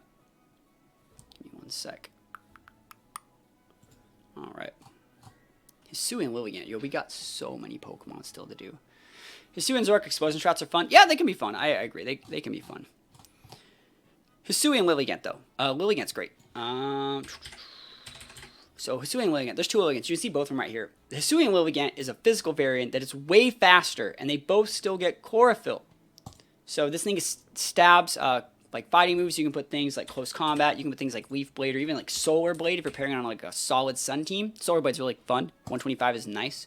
Still gets access to like Sleep Powder. Still get access to things like After You. But also still has access to things like Encore. And its signature move is Victory Dance, which is good in singles. It's basically a physical Quiver Dance. It's a good mon. And I think it's funny. I've seen a lot of people not really respecting Hisuian Lilligant. They're like, yeah, it's a meme. And I'm like, no, it's Lilligant. It's literally like Lilligant that we have at home. Regular Lilligant was still good. Like, Lilycole is still good. Sunroom is still really good. And I don't understand why people aren't, like, respecting what Sunroom brings to the table in these situations. See, if this was, like, for me, bro, this Pokemon's, like, up here. But it's not. It's not. I would say it's an A-tier Pokemon at least. I'd say you can't not respect Lilycole. You can think that it's degenerate to play Lilycole, but you have to respect it. It can be both Sash. I've been using a lot of Orb recently. It's so good. Yeah, it's Sunroom's answer to things like Heatran and stuff. Grass Heatran kind of does Wallet. Well, that's the thing, like, kind of, right? Because, like I said, I've been using a Orbed one, and an Orbed Close Combat just kills the Heatran, right? So, you know, I like it a lot, and I think it's definitely, like, a really, really good Pokemon that changes the way that flowcharts work, and also being over base 100 now. The way to beat Lilligant back in the day used to be when the Genies and stuff got introduced, you'd trade Tailwinds with their son, and then, like, your mon that had a high base speed would just be faster than Lilligant, and now, like, Lilligant's faster than a lot of stuff, so I really like it, and I think it's a great Pokemon. And so definitely at least A. Personally, if this tier list was just for me personally, like my own thoughts, like, you don't get much better than Lilligant, because Lilligant is your, like, game 2 or 3 option for a Sunroom team. It is, and, like, Sunroom is probably what I would play if I was going to Worlds this year. So, you know, I think Lilligant's definitely busted in forcing your opponent to split their resources and overcommit to stuff. We got Hisuian Braviary. All right, so take a look at the two Braviaries here. Hisuian Braviary is a little bit slower, but it has a lot more special attack, and, like, it has a little bit more base HP, but less defensive, which is actually not good, because it's starting to get into, like, that weird area where you could, like, almost get diminishing returns on your HP if you don't put defenses in, so it's, like, it's not actually bulkier. It does get Sheer Force and Tinted Lens. Tinted Lens is what most people use, and it gets a move called Esper Wing, which has a 100% chance to raise your user's speed by 1 and high crit. I've been talking a little bit about why I think a lot of these Hisuian mons are more geared towards singles play. You know, we see things like the Samurott, the Arcanine, the Zoroark, the Typhlosion. These are all geared more towards singles, I would say, than doubles. And the Braviary is a good example. Like, you can just throw, like, a Scope Lens on there and go to town in singles. But in VGC, it's not as easy. I think Braviary is cool as a little bit of like that slower Trick Room setter, kind of like how Zapdos plays, where you soak the damage, get up your, I meant Tailwind, not Trick Room. It doesn't even learn Trick Room. And then you just get your Tailwind up, and then one really cool thing I like about Braviary is that it gets Snarl. Right? And I think that's actually a really cool thing. Mons that get like this combo of like Tailwind and Snarl, kind of like Mandibuzz-esque, are actually really cool. You can go things like Esper Wing, and I'm using Roost on my set. I have a team that I've used in a couple online tours and on ladder. I haven't even dropped a game with it on ladder. I streamed for 2 hours the other day and didn't drop a single game. And it's built around Hisuian Braviary with like just a Citrus Berry and a standard bulky set.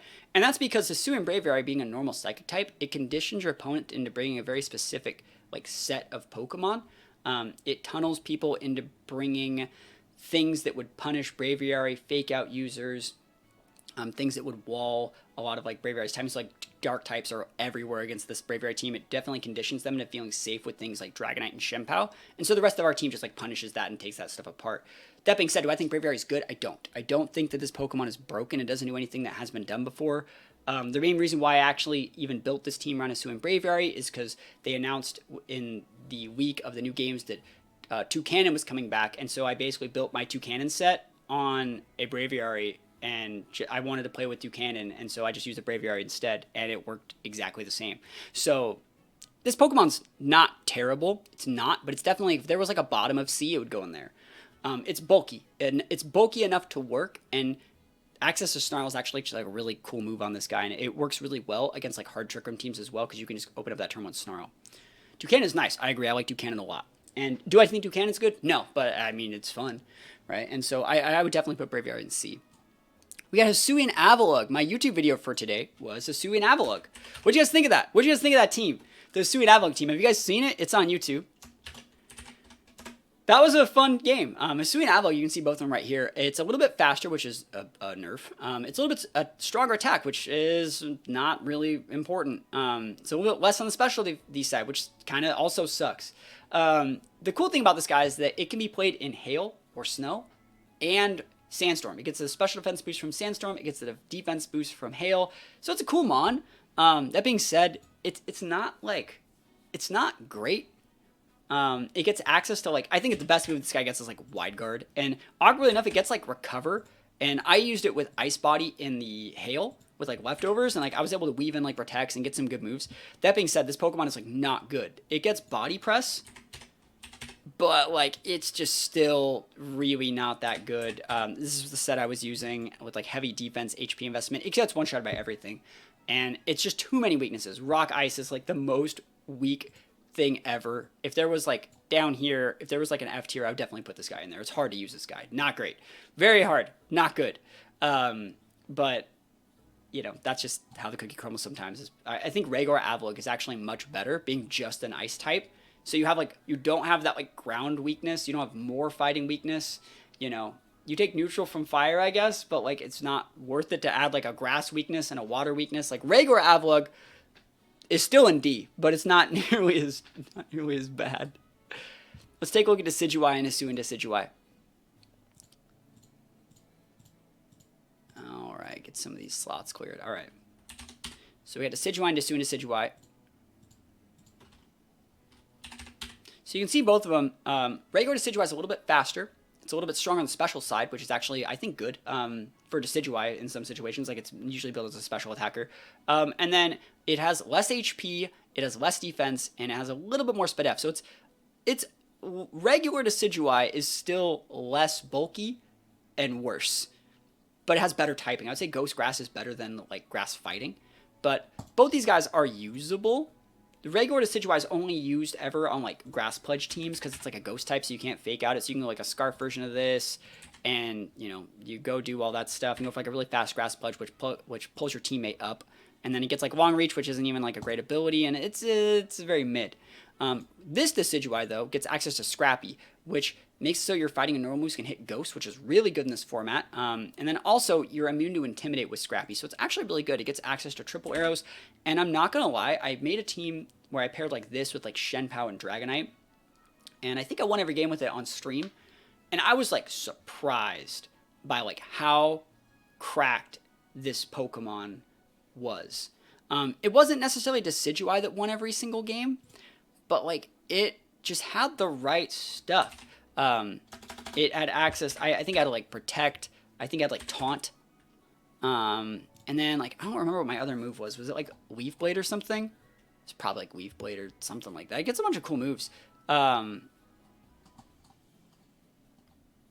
it was probably like Leaf Blade or something. But like this core right here, it's the taunt that gets it. So you can taunt Amoonguses and stuff like that. You can swap it on the Spores and then taunt them to stop it in the future. Really, really good. That being said, do I think it's like A or S? No. I would definitely put Decidueye in like the D tier. And I would put this guy at least in C. It's not B tier good because it's still so slow. It was Tailwind. Yeah. I made it like a bulky Tailwind setter, but it's still too slow to actually capitalize on the Tailwind. It's basically enabling teammate Tailwind for its teammate, right? But it adds like a secondary Tailwind in those Shivmhow Dragonite cores with a unique enough defensive typing to where it was actually still usable. And Scrappy on the triple R's means I don't have to care about the ghosts, right? I can just hit everything. So I liked this thing, and I thought it was way, way, way better than I thought it was going to be.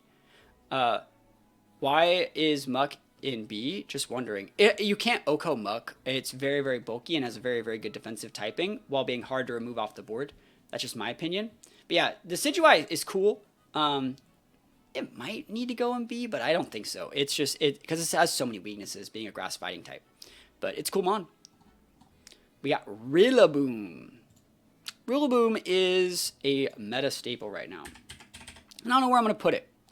I think a lot of people, because it gets Grassy Surge, would put it in S. It gets Fake Out, it gets U-Turn. It's like this version's equivalent of Incineroar.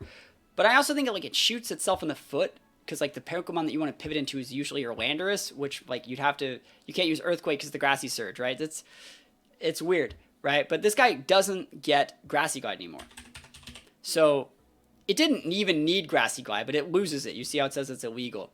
So you have to just go like knock off Woodhammer on like a standard vest set. And the thing about Rillaboom is you can build it with some speed if you want to, or you can also build it like speed reduced nature with like 0 speed to underspeed entities because it shares the same base speed as entities. So you would activate your Grassy Surge after they activate Trick Room, so you can actually Fake Out on those turn ones. It's actually still pretty important in this format. That being said, like I do think a lot of people would put Rillaboom in S, and I personally don't think it's like S tier variety. I think Rillaboom is a Pokemon you add at like the end if you need an extra Fake Out user, maybe you need a little bit of like terrain control or something like that. I think it's like more of like the seasoning to a team and not like these Pokemon for the most part, especially like the Moltres, the Heatran. Those are the things you like build around. Drum Beating is fine too. Yeah, I've seen Drum Beating. I think a lot of people would put Rillaboom in like S, but I would put it in A, and that's just probably because like it just doesn't really vibe with me as much. I've used it before, but like I'm not really like as much of an Incineroar Rillaboom player. So like I think it's obviously broken, and you can put Rillaboom on every team. And do I think Rillaboom is going to be on 6 of the top 8 Worlds teams? Most definitely. But it's not the reason why those teams are up there. It's just like a Fake Out user with bulk, with terrain that like does help. Maybe it should go in S then. Like it is that good. But like if we didn't have Rillaboom in the format, you would just see hands there instead, you know? If it had Glide, would it still be S tier? Most definitely, 100%. Yeah, that wouldn't even be a question. Just being able to like revenge, if it even had like a quick attack, bro. Like if it had like a Grass Aqua Jet that was like a 40 base, like Grassy Glide's like strong too. That's a thing, you know. What's percentage you expect for Urshifu on Worlds? At least 6.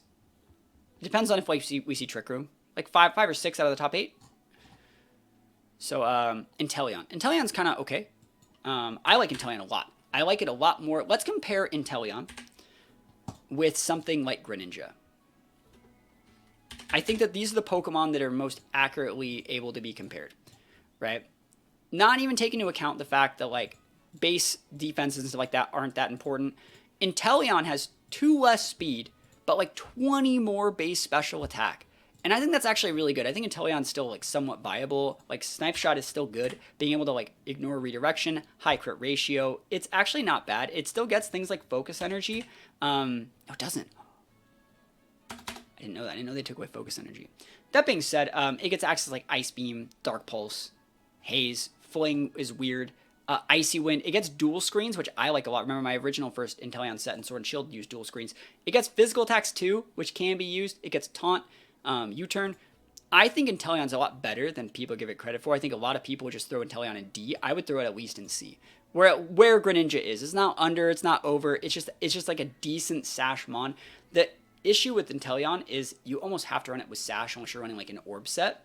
And if you're running it with Sash, it's the same issue with a lot of these Mons in the C tier. Like, why would I run a Sash Inteleon when I could run like a Sash Fluttermane, or a Sash like Chi-Yu, or a Sash Xianbao, or like a Sash anything? If we're just rating it in terms of like Sash Mons, they're faster and stronger Pokemon that would commonly use a Sash that would be better off than Inteleon. But it's a cool Mon, and I don't hate it, so that's where it is. Cinderace is a little bit of the same thing.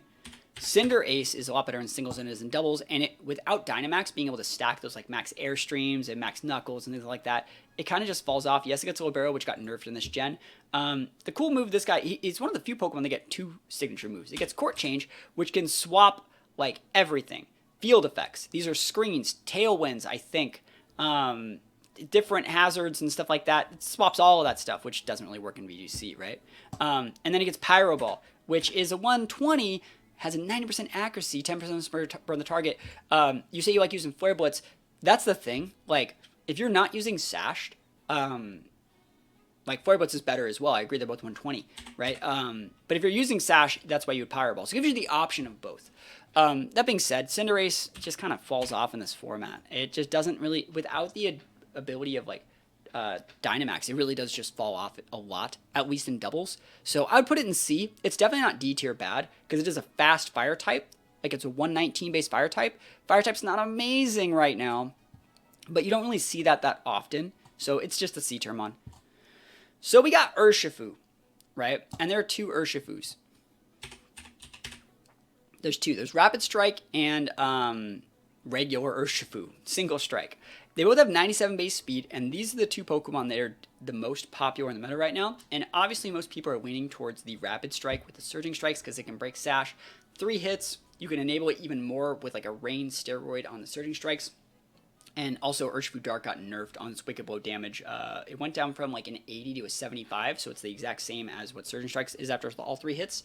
So these guys are cracked. And I've actually liked Urshifu Dark more than Urshifu Water recently, just because people see Urshifu in the team preview. And again, you can see right here on this list, these have the exact same sprite, which means they look exactly the same in the team preview, which means you don't know which one it is. So you can make your opponent over-respect an Urshifu Dark based off your team comp, or over-respect an Urshifu Water based off your team comp. And so I think both of them are cracked, and I would put both in S tier, realistically. Because, like, let's say I know VGC doesn't do this. Let's say they banned one. Let's say they banned Urshifu Water. Urshifu Dark would just take a place, like, immediately, right? They're both really good. I'd put both Urshis in S tier. I'd say Water is more popular and better where the current meta is looking, because remember we were talking about Hisuian and Samurott, where, like, it made a great pivot for, like, Shenbao Dragonite teams to be able to soak up those damage from like ice attacks and water attacks and fire attacks. It works the same way on that core, right? And the Urshifu Water Rilla cores are very, very strong as well, with a little bit of Tornadus that's like really, really strong. But I like Urshifu Dark and as well. They're both very, very standard. I'd definitely put them both in S. And you start to see like, you have too many Pokemon in S. There's only supposed to be like 1 or 2 Pokemon in S. A lot of those should be into A tier. This is just my opinion. These 2 Pokemon are really broken. Like, let's talk about it. Their ability to ignore Protect is what makes them broken. So if we take a look at like Urshifu, this one gets Wicked Blow here. And the Wicked Blow and the Surging Strikes always crit. So they ignore Stat Boost, and they just do a lot more damage. And it's their abilities that let them ignore Protect on moves that make contact. So for example, like, you could still run like Rock Slide on here, but Rock Slide is not affected by Unseen Fist. And that being said, so these guys create like a meta where your opponent can't protect and they can't switch, because you can't protect like straight up because of Unseen Fist, and if you swap to mitigate damage, you don't really mitigate it because I crit you, right? So they create a situation where it's a lose-lose for most your opponents if you have speed control. So something like a Tornadus or a Fake Out user with an Urshifu, you basically just have to lose a Pokemon. And if you lose a Pokemon in a VGC game where you only get to bring 4 and you just lost one, well, now you're 3 versus my 4, and I have a good advantage. All I gotta do is leverage it with my remaining 2 Pokemon in the back to be able to stabilize and secure that advantage for the rest of the game. So that's how Urshifu gets played, and it's just really, really good. Alright. Life Orb Urshifu Dark can Oko Flutter with Sucker Punch. Yeah, I mean, I like Black Glasses Urshifu Dark with, like, Shenpao leads. Alright, so we're probably realistically gonna go down to, like, here. So we still have like a million Pokemon left to do. I kind of want to make this a two-parter. But I think I'll just do it right now. It's fine. We can take a look at Glastrier. So Glastrier, Ice Horse. This is the most busted Pokemon. Like, not really, but it kind of is. Like, it gets a +1 attack boost if it KOs any other Pokemon. And it gets played in TR. It's a 30 base speed, which is basically the threshold for what you need to be a slow Pokemon, so you can at least speed tie Amoonguses in Trick Room. And then it did get a little bit of a nerf. It lost access to high horsepower. You have to use Stompy Tantrum now, but this is still a really, really good mon. You pair this thing next to Cresselia, right? And this guy paired next to Cresselia, you can't burn it anymore because Cresselia just spams that Lunar Dance. You can overprotect. You can do any sort of things. They also, someone said they nerfed, was it nerfing the moveset or any base stats? I don't think its base stats got nerfed, but even if it did, it doesn't really matter. A lot of people like to just go like this. You know, and they do the Glastrier like this. And like, realistically, this is not how you need to be playing this Pokemon, right? It does not need all this. You are so big in the attack stat that if you just keep your Brave Nature or like Adamant Nature, you can put the rest of these stats in bulk. And one Chilling Neigh, you're way stronger than you were before. And it's not like you actually even gained that much damage off of it, right? I think this Pokemon's super cracked. I would also put this in S tier. And I think that a lot of people would put this guy in A or even B. But that's because this is the Mon that wins you the Trick Room game. This thing is so much better than things like Ursaluna. Different Glacial Lance. Glacial Lance was never learned by this Pokemon. Yeah. Which it doesn't get. Yeah, Glacial Lance got nerfed. Good. Fucking reliable Ice Moves. Icicle Crash is great. You know, I think that, like, there's a lot of people that say, like, it doesn't get reliable Ice Moves because it's not 100%. Like, you have to use moves like that. That's Pokemon. Like, if you don't want to, like, miss a move that's, like, 90 or 95 or even 85, like, play something that doesn't have those mechanics, you know? Like, that's just how the cookie crumbles, you know? You can't hit everything. Yeah, Heat Wave, you know? Cleavor. Cleavor's a cool mon. We'll get to it. Choose a move with 100% accuracy. You can't. And, like, if you think that you can, you're playing the wrong game, you know? We got Spectrier, which is the Ghost Horse variant.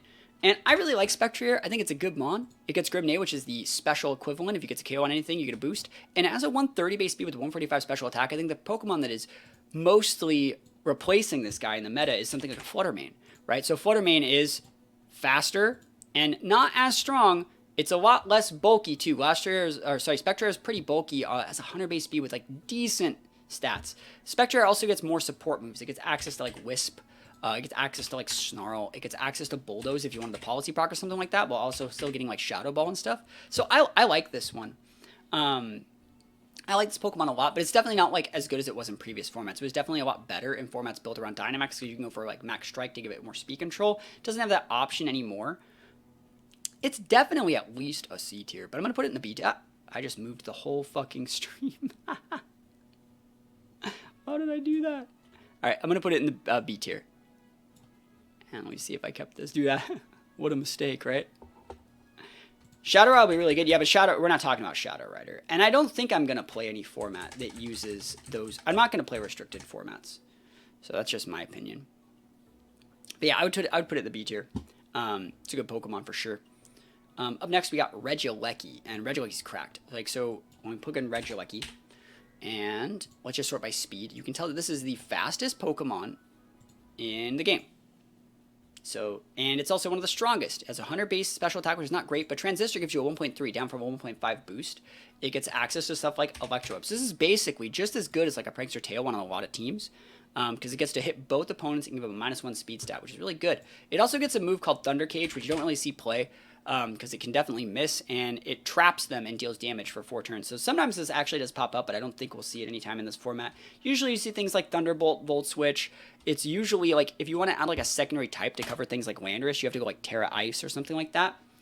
So, I think a lot of people like the Mocking Voice, because it resonates with how like everyone's like friends that think they know what they're talking about sound like, you know? But it's a good mon. I think Regieleki's great. Is Regieleki S tier though? I think that's one of the most important questions on this tier list. Is Regieleki S tier? I know there are a lot of YouTubers that said like Regieleki wasn't good. and here are the reasons why it wasn't good and XYZ things, I still think Regieleki is really cracked. Because Regieleki is like the thing that enables all these other things to do well. But I think Regieleki might be A tier in this format. In previous games, it was definitely S tier. It's obviously going to be on like a handful of Worlds teams as well. But I feel it's very similar to Rilla. And I think it fills like a similar role as Rilla, where it's like that kind of Pokemon that's like doing enough from the team preview to force you to respect it, that can be brought in specific matchups to kind of force your opponent to have to play at a specific level, right? Regieleki doesn't hit as hard, but it was never about hitting hard. It was the E-Speed, or not E-Speed, the Electroweb. Similar to like Bundle. Bundle doesn't hit super hard either. It's the Icy Wind boosted from the booster energy that gives Bundle its value. So I think Regieleki is at least A tier. This isn't even like a question. Like it should be like, it's like an A+ tier, S-. And that being said, maybe Ice Horse should be in the A tier as well. I'm going to put Ice Horse down here. I'm going to move it around. I just can't justify it being S tier, even if it's the Pokemon, because like it's requiring a teammate to set up the speed control for Ice Horse to still be broken, right? So, but it's definitely in the A tier. Regidrago. Regidrago is a good Pokemon as well. So Regidrago's good. There's a lot less fairies here. It's Dragon Maul. Dragon Maul's still a 1.5 boost, and it gets access to Dragon Energy, which most people, this is just generally like a eruption. Basically, it's a dragon type eruption, and they like to just scarf this thing. They just go full speed, full special attack. Wrong numbers here. And they just like eruption with like a choice scarf or something, off like timid or modest. So it's a good mon. I like this thing a lot. There's not that many fairies. Like I was talking about, fairies is like a type that most Pokemon terrestrialize to. Obviously, have things like Flutter Mane, but then there's a lot of Pokemon that like resist it. So like steel types, you don't do that much with Dragon Energy. That being said, this guy did get access to like Earth Power in this gen, which is really cool because now you can just hit Heatran, bro. So it's like Spectrago is good if you have the speed control. It is. It's a little bit more greedy. Most people, I said this back in the Sword and Shield, and that no one believed me, but this is how you should play it, is a Dragon's Maw. I can't type. Dragon Fang with like an additional coverage move like a Draco here or something, or maybe like any other support move or something, and you just put Protect. Right, you just put Protect here, and so like you still get the 1.2 boost, and you still for big Dragon Energies, but like you're able to protect and like pivot around and do other stuff.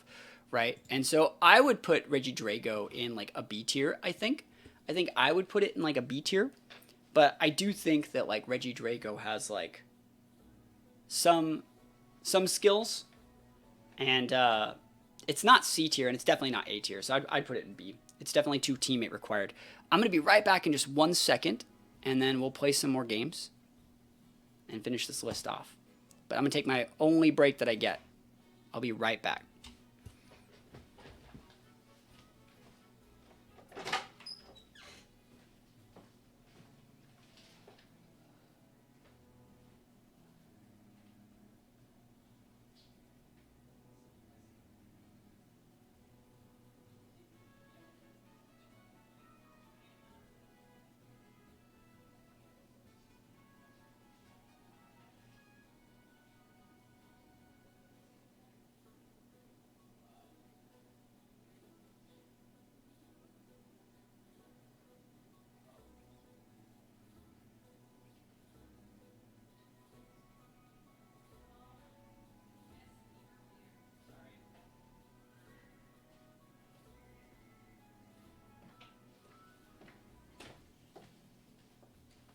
All right.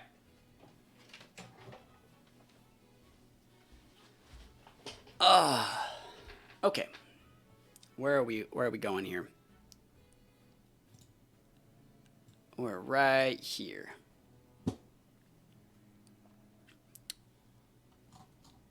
We got Weirdier. This Pokemon's good. In terms of like, all 3 of these abilities are good. Intimidate, Frisk, and Sap Sipper are all good. Right? They're all solid abilities. I think most people use Intimidate. I've seen a lot of like Assault Vest sets with this thing, with like its special move is like Psyshield Bash, and you get like Body Slam for like some speed control. And then they sometimes have like a weird coverage move. Sometimes they have like a Terra Blast or something weird. It's just weird. All right. Yeah, it's a good mon. That being said, like, where would I put it? I don't know if I'd put it in the B tier, because like I think it's good, and I think it might see play like at Worlds, because it's a unique typing Intimidate Mon. And on Trick Room, this guy is like, people have not realized how good it is yet. So I'm going to put it in B, but it's probably C. It's probably a little bit too team reliant. But like every time I've fought people that know what they're doing with this Pokemon, it's very hard to remove. So it's good. Let's take a look at Kleavor. Kleavor. So Kleavor gets sharpness similar to the Hisuian Samurott, and it gets access to... Yeah, it gets Imprisoned Trick Room. It's just that doesn't hold up as well in like Open Team Sheet. Let's see. So Kleavor gets Stone Axe, which is very similar to the move that the Hisuian Samurott gets, but it sets Stealth Rocks instead of, what is it, the spikes that the other guy sets. That being said, the coolest move this guy gets is Tailwind. I've been getting Tailwinded Kleavor for like days. It's actually pretty good. It's pretty bulky, like 70, 135 base, which like this thing hits hard. It gets multiple moves boosted by sharpness, like Exazor as well. So it's a good Mon. I think it can like do a lot of good damage against things like Crest. Like if there was a reason to still have Intimidate users in the meta, it's to help check things like this guy. That being said, now there's no Hisuian Slowbro, it's Galarian Slowbro. That being said, I don't think that I rate Kleavor very highly. It's good. I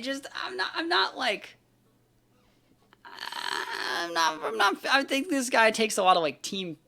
Every single time, I haven't really fought anyone that really knows what they're doing with this guy yet. So my opinion of Kleavor is definitely skewed more towards like the lower end. It's very team reliant. I see like that's the thing. It's like it is, but it's not. It is if you want to like actually set it up for success. But you could also just like bring in a Kleavor at the end and you're like, bro, unless you got like good type coverage, I got you. Right? It's at least C, but I'm going to put it in B. If Hisuian Samurott's B, it's in the B tier. They're both B. They're definitely usable. Hazards are good in VGC. Torn, yeah, the thing is like it gets played with Torn a lot, and that means Torn's good, right? You know what I mean? It's because like Torn can enable a lot of different things. What's good about Kleavor is it's not as item reliant as other Pokemon. So a lot of the Pokemon that are in like the C and lower tiers are kept there because they need an item that is required on like another Pokemon on your team. You could put like a random ass item on Kleavor and it's going to function the same way. It's not, you could put Goggles on it, you could put a Sash on it, Life Orb on it, Choice Band, whatever item you want, and it's still going to function basically. It's going to do its job every time. So it's just a good, like solid Mon. Like B's a good play. It's very similar to Spectre. You kind of just put it in B and it's like, it works. And when it works and when it doesn't, like it's not its fault that it didn't carry hard enough. So it's just a solid Mon. Sneasler. Sneasler is one of the few Hisuian Pokemon that I personally have not used yet, but like it doesn't take a rocket scientist to see how this thing gets played. It gets 115. Oh, it's not even the right Pokemon. So 120, right? Sneasler. Gotta type it out first. 120 base speed. The thing that this guy gets is Unburden. That's what most people use it for, and they like to pair it with like Rillaboom on like a Grassy Seed. So it gets a defense boost on top of that. In the grassy terrain, it gets a 130 base attack, 120. Sometimes you see it with like normal gem for like fake outs. What's good about this thing is it does get fake out. It gets Dire Claw, which is a 50% chance to sleep, poison, or paralyze, which is actually really cracked. It gets close combat.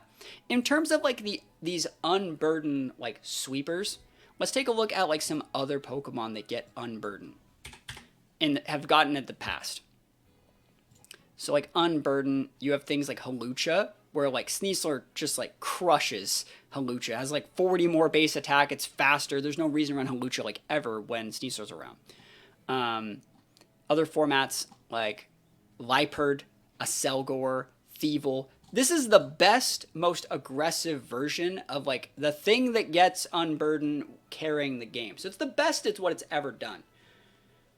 And like, I don't know if that's still even good enough. I think it's like worth respecting because like a Rilla Sneasler core, fake out pins one, Sneasler kills the other, and then like turn 2, you can go like a protect, detect, you turn the Rilla to reset fake out later and then bring in your speed control. Like that is super viable, and you can create like easy to understand flowcharts that anyone could use to win. So like just for that alone, it's better than like the C and D tiers. It's at least C as well. I want to put it in A because I feel it's like a 50, it creates, it's like Hisuian and Lilligant, basically. It creates like a little paradox where if you don't respect it, you just lose. And even if you do respect it, the game kind of plays as normal, where you're just playing like a little bit of a subpar lead into like having the the same, the game's going to go exactly the way you want it, but you may not be as optimized as someone that's just running like really good Pokemon. So I would put it in A. And again, I will say this with like a little bit of a asterisk. Like, this is the last Hisuian Pokemon that I don't think I haven't used it yet. I think this thing, Goodra, I haven't really used. And it is good. You compare it with Indeedee, you compare it with Rilla. You don't even have to use it with like a Seeds user. But it is very good. And I give this Pokemon a lot of respect in the team preview. So it might be that I respect it a little bit too much, but I understand that it can just win the game by itself if left unchecked.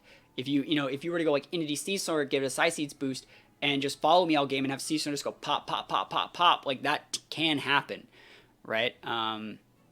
So yeah, if you don't respect those things, you lose. So I think it's good enough in that situation to at least put it in the A tier. So Enamoris, there's 2 Enamoris, right? There's 2 of these guys. I think this is the Pokemon that a lot of people want to hear me talk about. I'm going to tell you guys something. The number 1 comment that I've been getting recently is how I pronounce this thing, Enamoris. Based off like the word that it sounds like I'm saying when I say Enamoris. And to everyone that doesn't like how I pronounce this Pokemon, I want you guys to know that I do it on purpose because it gets you guys to leave YouTube comments. So that's the answer to that question. Maybe go down just a little bit so you can see when I'm talking about both Pokemon. So yeah, I think that they're both good, but this guy gets Contrary, which is what you use here, and then Overcoat's like another really, really good ability, being able to be immune to like spores and stuff like that. So they're both good. This guy's built more as like a sweeper. You can be built physical or special on this thing. They're both solid with a 106 base speed, which is good. And then this guy's built more in Trick Room. And I had a coaching session where I explained why this guy's like not really great on Trick Room, because like even if you get the Trick Room up, you'd still want to rather sweep with like your Torkoal or your Glastrier or your Ursaluna, and just having like another sweeper as an option isn't like required. You're probably already in a situation where you're going to win. The hard part was getting up the Trick Room, and this guy doesn't really add anything to help get the Trick Room up. So like I don't really think it's busted broken. That being said, these guys are both really, really good. Just got a notification for the YouTube video. Yo, YouTube putting in the work. That being said, they're both good. I think that see, like, they're good, but like, they're not S tier at all. Springtide Storm with the 135 kills everything. It's not a 135. Are you talking about after stab? It doesn't kill everything. It doesn't even kill Shampoo half the time because it's spread damage. They're definitely not as good as the other GDs. Yeah. See, like, you could put them both in A and not be wrong. But I actually really think you could do something like this. I think that like this might be realistic, or maybe even like this. I feel like it's a stretch to put them, like if there was a B+ tier, they'd definitely go there. It feels so criminal to put them in the same tier as Hisuian Electrode and like Arcanine and Raichu, right? But it's true. You know, like a fast fake out or like a Mon that checks Bundle and Urshifu at the same time are more valuable than these in some situations. I think that we're going to look at it like that. I think that that is a better way to do it. Because this guy's one of the, like, Contrary is still really good on that thing. Can you give a detail on the Contrary ability? I feel like Enamoris does have a lot of potential. Alright, so the Contrary ability says, if this Pokemon has a stat raised, it's lowered instead, vice versa. So if you get intimidated, you get an attack boost, which means if you're a physical one, that's good. Sad thing is it has a 150 base attack, which is not like amazing, it's just kind of okay. The cool thing this guy gets is superpower, right? So you can get a defense boost and an attack boost every time you use superpower. And so that means you have to like spend a few turns investing in this guy to make it work. And while that's cool, you could just use a Shampoo and kill them, and then kill their next thing, and then kill their next thing. And you could just use a Dragonite and do that. And you can just use a Fluttermane and do that. And so, like, playing, like, the longer game through the use of this guy, like, it doesn't really get you stuff that, like, you can't get from other Pokemon in this format, in my opinion. You know, Contrary users used to be okay back in previous formats where the game formats went on a little bit longer. But, like, I just don't think they stack up the same in this format. And so that's just what my thoughts are on it. Eerie Impulse Thundurus, also very good pair. Well, that's the thing, is like that's a combo, and like that loses the fake out, and that loses the speed control, and that loses the like 4 or 5 like other things. And while like it's not terrible and it can be a win condition, it's like you could do that, or you could just lead Shampoo Dragonite. right? And that's where the format is, right? You could do that, or you could just lead like Tornadus, Urshifu, and just win the game, right? So it's like, it's not that it's bad, and it's definitely usable. It's just that like we're in a situation where the game is like so hyper focused on being optimal to where like you can do all the cool things under the sun, but if you never really would, do they actually count for anything? And so that's why I think that like that's why this is still up here in the A, and this one's down in B because it doesn't have as much combo potential. I like it. It's cool mon. It's just not. It doesn't add anything to like a win condition that you didn't already have. Overcool. I think it's actually a pretty cool Pokemon. It gets Swift Swim and Intimidate. And what's cool about this Pokemon is it's one of those mons that like gets a Swift Swim / like Sand Rush boosting ability without actually stabbing the type that it needs. So it doesn't actually stab any water moves. So even if you were to put like Liquid down, it doesn't really get anything out of it. So that being said, Swift Swim's not really the ability most people are using this for. Most people I would say are using this thing for Intimidate. And that being said, it has a great stat line. Like, if we take a look, like 85 base speed's a really good number, 115 attack's a good number. It gets access to a bunch of just really good moves. Bar Barrage is, that's actually a pretty unique move. I like that. I like that move. Obviously, it gets the same Destiny Bond core that the Quillfish line had. Gunk Shots, Haze, Icy Winds. There's the Liquidation if you need it, Poison Jabs. It gets a bunch of like really cool stuff, obviously like standard like Taunt, Swords Dance stuff that you would normally see from Pokemon like this. That being said, I think Intimidate users are better than people are giving them credit for in this format, but you're still not really seeing that many of them right now. So it's hard to say where to really put this guy. You know, I think it's a good fit in C tier, and I would say it's a good fit in C tier, and I think it's above what D tier brings to the table, right? With like D tier, there are like major flaws stopping those Pokemon, and also like better versions of all of those Pokemon. Take a look at like Moltres. We talked about using a Volcarona instead. Slowbro and Slowking, their actual Kanto and Johto variants are better. Articuno, Galarian Articuno, or even just like any ice type, even like a bundle would be better.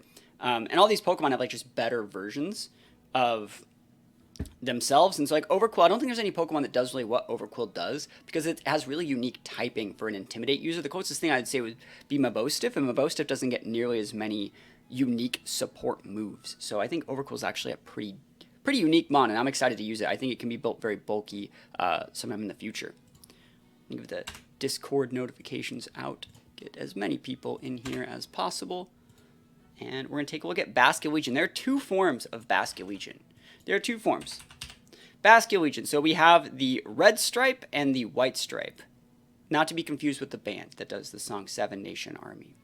No way Heatran is the S tier. It's B tier at most. I think that you're incorrect. I think that Heatran's definitely like an S tier Pokemon because of the sway it has in the team preview and being able to pull opponents and being able to use certain things while also like automatically basically winning very specific matchups, like stuff like Sunroom, for example. So I think Heatran actually has a lot of power in this format.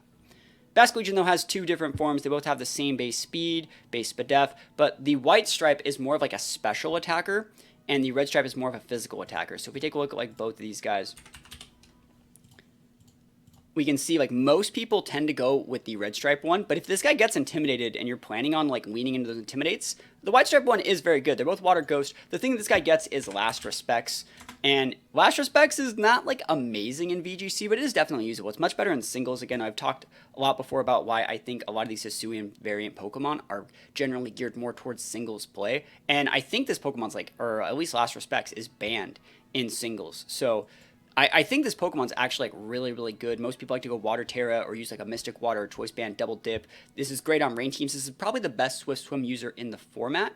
So that being said, where would I put each of them? I would probably put Basculegion Red Stripe in the B tier just because it is incredibly team reliant. And then even when it's doing well, it's not that like it's doing well, it's that like Rain's doing well. Rain is easy to set up from these S tier Tornaduses or even like a Weather Setter, and then Basculegion can like close out a game. Hell, like a bundle will be able to do almost the same sort of thing in that situation. A lot of other Pokemon can do very similar things. So I think like if there was like a B plus tier, that's definitely where I would put it. And then as for the white stripe one, I put it in the C tier. It might be as good as the B tier. Swift Swim users are good, but I think there are a little bit better Swift Swim users for like special attackers. And so I'd probably just put that in C tier. So we're talking about Heatran's Mega Torkoal. Yeah, like it's really good. Heatran's, I've said it before, I think Heatran's like the best Pokemon that's not an Uber ever made. Do you think Scarf Ditto is viable? I do. I do actually think Scarf Ditto is very viable in this format, and it's much better in singles, but it is definitely usable here. Think about like what you're copying. You're copying really like one-dimensional Pokemon, like Urshifus. You're copying things like Fluttermane still. Even if you're copying things like Tornadoses, you can Tailwind or Taunt before they can Tailwind and Taunt and just kind of lock them up. There's so many good Mons that you can copy right now. Copying Regieleki is good because you can Electrode them before they Electrode you, vice versa. So actually, yeah, I really do like Scarf Ditto in this format. So that's just my opinion on Ditto.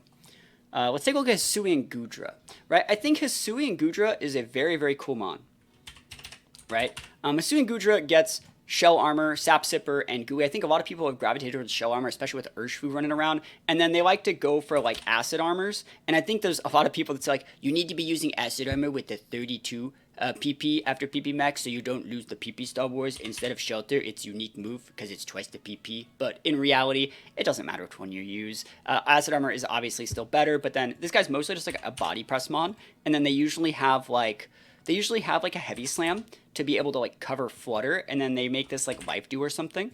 So this is a pretty standard looking Goodra set. That being said, it's a really, really cool mon. A lot of people could go with a very defensive Terra, and Goodra's really good. This is a great stat line. It gets a little bit slower and a lot bulkier. These are great like stat lines. And usually you can also build this guy Sap Sipper or Goo. I think Goodra's very good. I haven't got a ton of experience using Goodra. I've just fought against them a lot.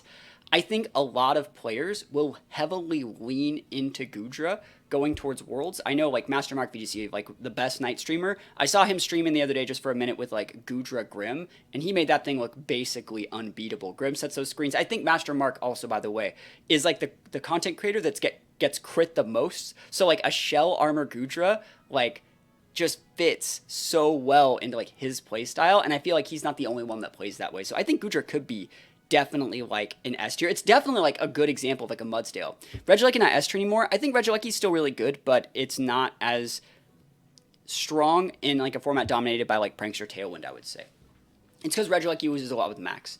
But basically, yeah, I think Goodra could be S tier, but I haven't really got like a lot of experience with it myself. So like putting it in S would be like a big reach. I think Goodra's as good as Urshifu, even though it's a checked Urshifu? No. Do I think it's as good as Tornadus or Cress? No. Do I think it's as good as Heatran? Yeah, maybe. Do I think it's as good as Landorus or Moltres? Yeah, maybe. But I would definitely put it in A tier. Because I think that it takes a lot of babysitting, but it is a very, very strong Pokemon. Like, I think a lot of people are probably going to be like, that's it, doesn't know what he's talking about. He's putting this thing in A tier. It's obviously S. I just think that, like, the tempo that you need to play the game if you want to use Goodra, it takes a lot of commitment, like fake out users, Rillaboom to cycle in and get those terrains so Goodra has more sustain, screens, intimidates, and you play like a long game or Goodra basically creates a checkmate. And so that is a strong team. Nothing wrong with that at all. Like S tier level team, it just takes a lot of work, right? You have to really outplay your opponent to play something like that. And you can't, so what I'm trying to say is you can't just like splash a Goodra in your team and be good, but you can totally just like throw a Heatran on your team. You can throw a Cresselia on your team. You can throw a Landorus on your team. That's why those things are in the S tier over something in the A tier, in my opinion.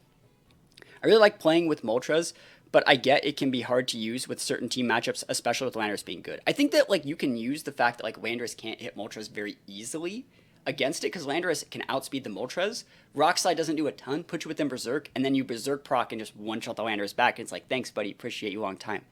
Goodra is nuts, basically no more ground weakness. Yeah, it's or to Earthquake. You still can get Terra Blasted, you still can get Earth-powered, but I do think that like Rilla Goodra Grim is going to be very, very strong. We're taking a look at Ursaluna. I think a lot of people really overhyped this Pokemon when it first came out, and I think it's a good Pokemon. I never said Ursaluna was bad. Right? Never said it was bad at all. I think it was overhyped. I don't think you can just lead Ursaluna and have everything fall into place. It takes a lot of like work, and it's Trick Room that does a lot of the work. And so like you have to accurately get up that Trick Room. So I like the argument that I like to use was I think like Hariyama is sometimes a better Trick Room mon than Ursaluna is if you're looking for like a Flame Orb Guts mon, because Hariyama can add like Wide Guard or Fake Out to the Trick Room equation to help you get up the Trick Room, so something like this could sweep in the later part of the game. Versus Ursaluna just says like, I hope they don't kill me. I should probably protect, right? And then like if you can get the Trick Room up, that's Cresselia doing like 90% of the heavy lifting there. and like Ursaluna, you're just getting carried by that. So that being said, I don't think it's like S tier broken. I think we've had Trick Room Sweepers before. I was talking a little bit recently about how like we used to use Rhyperior. Right? This is a Pokemon I used to use as an example, right? Rhyperior with like a solid rock. So Ursaluna gets same base attack. Obviously, Ursaluna has guts. Yo, thank you for the follow. But you got like a little bit less base HP on the Rhyperior, a lot more defense, a little bit more speed def on the Ursaluna, and a little bit less speed on the Rhyperior, which is good, right? And the thing is, like, Rhyperior has that solid rock ability, which cuts the damage of like super effective moves by a little bit. Imagine if like Rhyperior could Terra, how like unKOable that would be. That would be absolutely like ridiculous. Like this would be way better than Ursaluna if it was in the format, I think. So that being said, I think Ursaluna is really good. I definitely would still put it in the A tier. I would definitely still put it in the A tier. It's just like not like the S tier 1 in a million like broken Pokemon that we like. I think a lot of people were expecting, especially with Lax coming in the DLC. I feel like Ursaluna will be outshined. Yeah, I think Lax is better than Ursaluna. That's the thing I used as an example last time. I think Rhyperior is a better example because they share that same ground typing. But yeah, that's just my opinion. I really do like the Ursaluna. It's just that it's not like S tier broken. We got Great Tusk here. I think Great Tusk is actually still usable. I think if people have just kind of moved on to like Landorus, but like Great Tusk gets a lot of really cool tools. Photosynthesis and Sun in general are still definitely usable. You can set Sun with Tornadus just like you can set Rain, and there's a few players that are like using Sun Tornadus to like check those Rain Tornaduses. So when they go like Urshifu, Water, Torn, and you go like Torn and like a Photosynthesis core, they set the Rain, you use a Solar Tornado to set the Sun, and then you just completely destroy them. Regidrago or Ursaluna, they're definitely different type of mons. First of all, one's physical, one's special, and then one uses an AoE move that's based off your health, and the other one is like a Trick Room Sweeper. They're completely different Pokemon. But yeah, Great Tusk is still really good, and people just aren't really using Sun a ton yet, but it has a good speed stat for this format. I think 87 is definitely viable. Great attack stat, and what I really like about this guy is like, yeah, you get like Earthquake, and you get like Headlong Rush, and you get things like Close Combat, but you also get things like Ice Spinner, which I think are underrated in this format, and especially against like Landorus. I think that like it's a good enough Pokemon to where this Pokemon's still really good, and people are just in new toy syndrome mode because they have all of the stuff from Pokemon Bank. So that being said, I think it would be criminal to put this Pokemon at anything lower than B, but I don't think that it's A tier. It's one of those mons that, similar how like Rilla probably should be an S, but it's A tier because it's kind of just like a mon that like fills a slot. It's not that Rilla that wins the game, it's that Rilla solidifies some of the team's matchups so the team can kind of play everything normally. I feel like Great Tusk is the same way on Sun teams. Yeah, it's there, but it's there to keep people honest, and like sometimes they can be used as like a checkmate piece, but it's not really built around Great Tusk. It's just kind of a part of the core. So I would put Great Tusk in B. And we got what is this thing? Brute Bonnet. We're ranking all of the Paradox Mons as well, just because like these have high enough base stats to see play.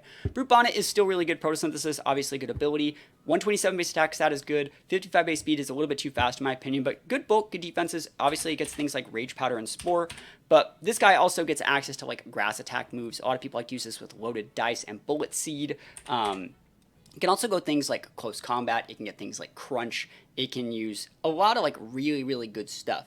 That being said, do I think this thing's better than Amoonguss? I don't. Do I think that this thing is better than a lot of the other redirection Pokemon that we have? I don't. I think it's that middle ground. That being said, it's definitely going to be going in the B tier for Brute Bonnet. It's very similar. Like, I don't think you can rank some of these Paradox Pokemon lower than like B unless they have like really big flaws. I think that just in general, they're just solid Pokemon you could add to your team. And in some situations like Brute Bonnet, it's the exact Pokemon. I would probably rather maybe run like a Breloom over Brute Bonnet in this meta specifically, just because Mach Punch is good against things like Shenpao. But like pairing Brute Bonnet next to Shenpao can be really good because you can go for like 2 Dark Stab Sucker Punches. So there are a lot of situations where like stuff like that does work. And, I think Brute Bonnet is still pretty viable. So we're taking a look at Sandy Shocks. I know a lot of people have been reusing like Sandy Shocks as Pathra, and I think it's actually pretty good. Sandy Shocks, I think, was not given a fair shake. Whenever it was shown on teams, it came out in that team with like Espathra, where you go like Gravity Hypnosis and use like a booster energy to get that speed boost, so you can go for a fast Gravity, and then it lets Espathra kind of just win the game.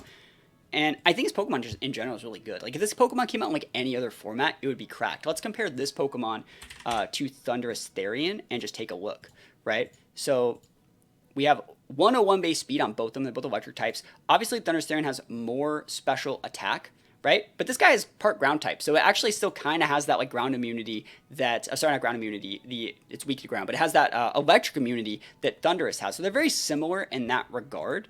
Sandy Shocks is also like a lot bulkier than this thing, so, and it gets access to like booster energy, which is a pretty good item. Like Thundurus, if it wanted to get like a speed boost, would have to use like a choice scarf. So Sandy Shocks is better than people think. It packs a punch. It gets that big stab earth power, so it can check things like Heatran, which would normally wall things like Thundurus.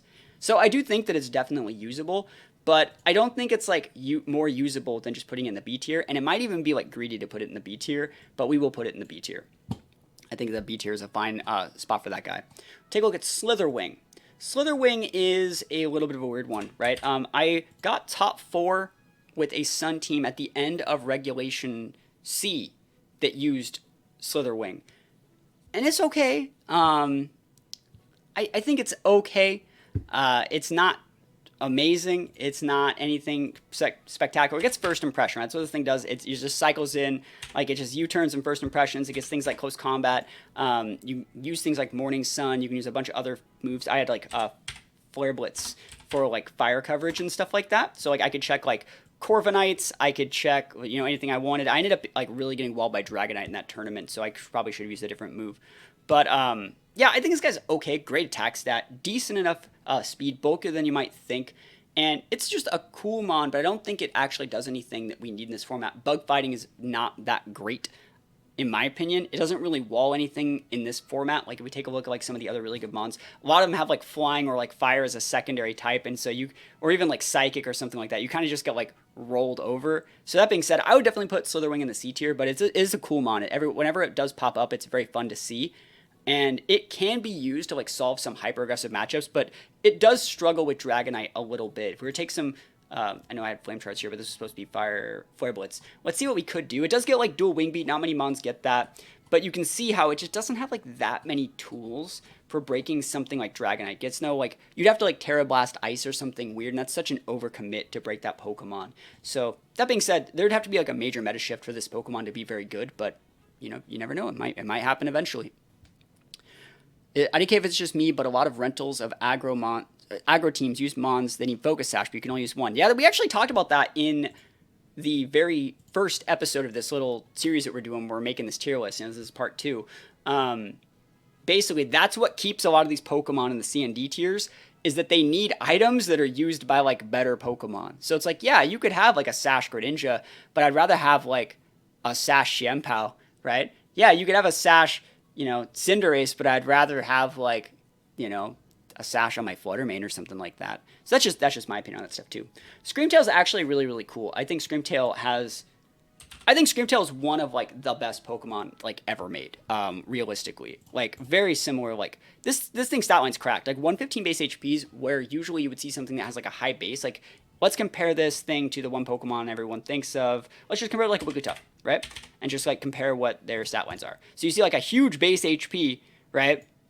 And then like poo-poo stats down here. But this guy has like double the defense, like more than double the special defense, more than double the speed, and like an attack and special attack stat that like don't really matter. You can use this thing with Howl, Encore, Disable, Trick Room, Thunder Wave. This guy gets like the full Monty. It's like a splashable support mini Cresselia, but it's more like Encore driven, and then like you can booster energy into getting like that speed boost. So you almost have like a pseudo Tailwind active like all the time. It gets basically all the niche support moves in addition to like Perish Song. This thing's really good. I think Screamtail is really good.